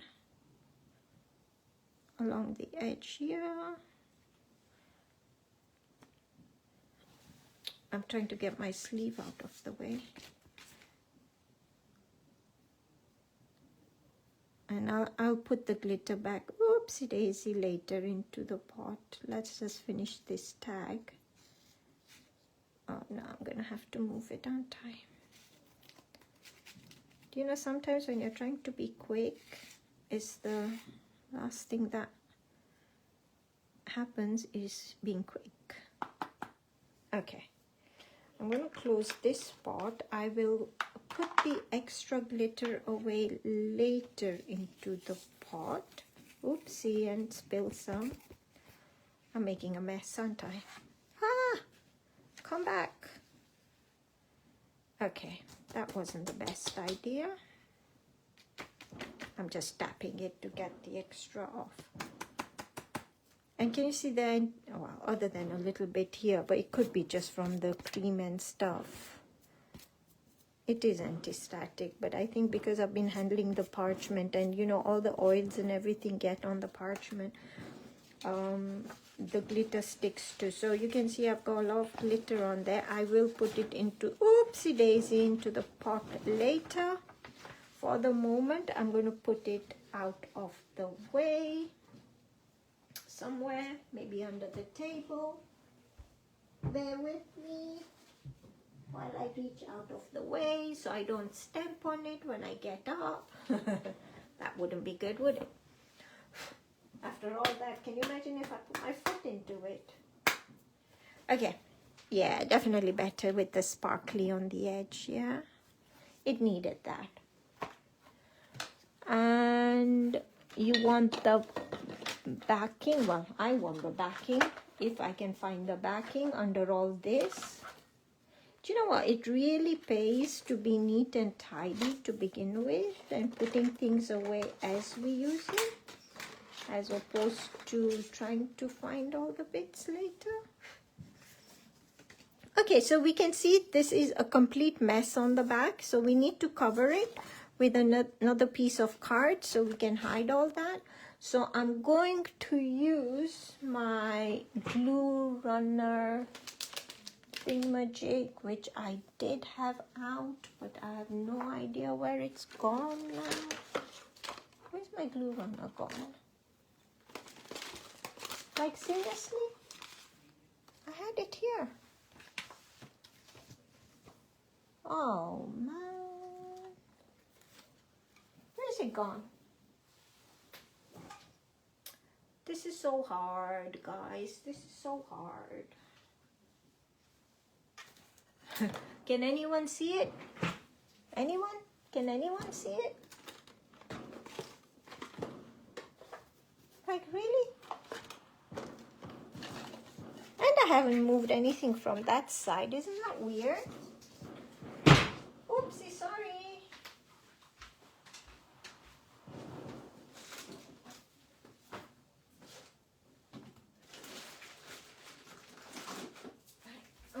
can't find my glue runner tape. I don't know where it's gone. So what I'm going to do is I'm going to use some double-sided sticky tape.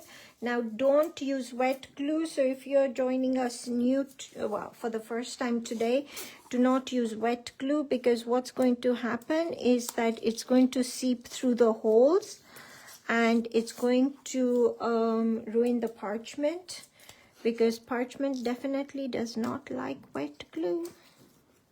Like lots of wet glue. Yes, when you put just a teeny tiny dot to stick your gems on and things, that is fine, but not for a mounting piece of card and you've got holes and things, you know. So, and this is why I prefer the other tape, the tape runner. It's okay. It's okay. The mystery of the disappearing tape runner. It's really weird because it was literally just on this side. And on a side I have not even moved things. So I'm going to put one in the middle. Okay, now to take all that off. And this is why I do not like double-sided tape. I mean, this is the easy lift one, so says she. It's an easy lift one. That's so funny. And it doesn't get, like, really? There we go. Yeah, it's probably right in front of me, but having said that, it's blue. I don't see anything blue in front of me. That's the weird thing. I don't know what I did with it.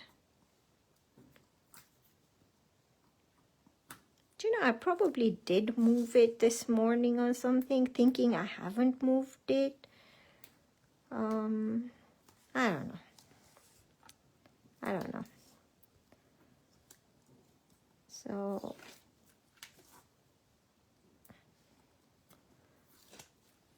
does anyone still use double-sided tape, or has most people moved on to the tape runner?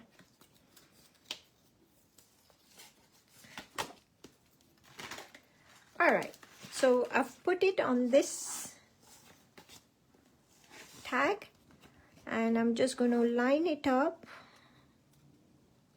before I press it down completely, she says. So just take your time lining it up to make sure, and then press down, and there we go. So now I had taken out a bright orange. I don't know if it works, but I am still going with the bright orange. And I've taken out these two. I'm still going to use those two because to find ribbon at the moment, it's going to be a mission in itself for me. And yeah, basically, I'm sure it will work because the backing paper has got like the oranges and things. And considering my theme for the fundraising is Alzheimer's and their color is orange, I'm still going to go ahead and use orange. I don't have a lighter orange anyway in my stash of ribbons. Like, really? Please go through the loop.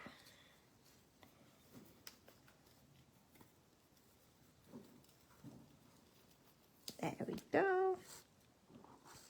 Give it a little tug.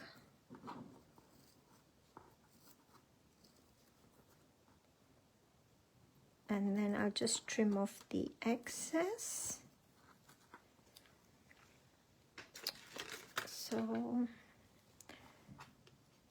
when you trim off the excess, you can have some longer, some shorter.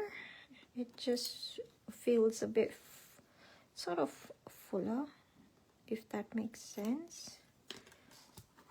There we go. And that's our tag, I hope. Except the ribbon doesn't want to sit very flat, does it? It doesn't matter. There we go. So yeah, there's our tag. Let's show you all three of them. So what we have is we have this one, which is similar to this one, but it looks quite different, doesn't it? Like when you use rainbow parchment and clear parchment, it looks, I mean, other than it is different with more baubles. And then there is this one here, which is this way around. Yeah, I don't know. Wow, they can. I give up. I give up. I give up. Let's just have them this way, even though that's the wrong way around. And there we go. 3 tags, same 2 plates. Yeah, just each one slightly different. So I hope you enjoyed that, and I'm so sorry it took so long today. Seriously, I'm just so sorry. Next week we will definitely keep it a smaller tag, keep it a shorter session, and yeah, hopefully. And I'm so sorry if you guys still need to go and cook. But we had a fun afternoon. Thank you so much for joining me. Please look out for the fundraiser page. If you can, that would be great. If not, even if you can share the post of the fundraiser page, I would really appreciate it. Thank you. Have a lovely evening. I'll catch up with comments in a couple of days and reply to anything I may have missed along the way. Take care.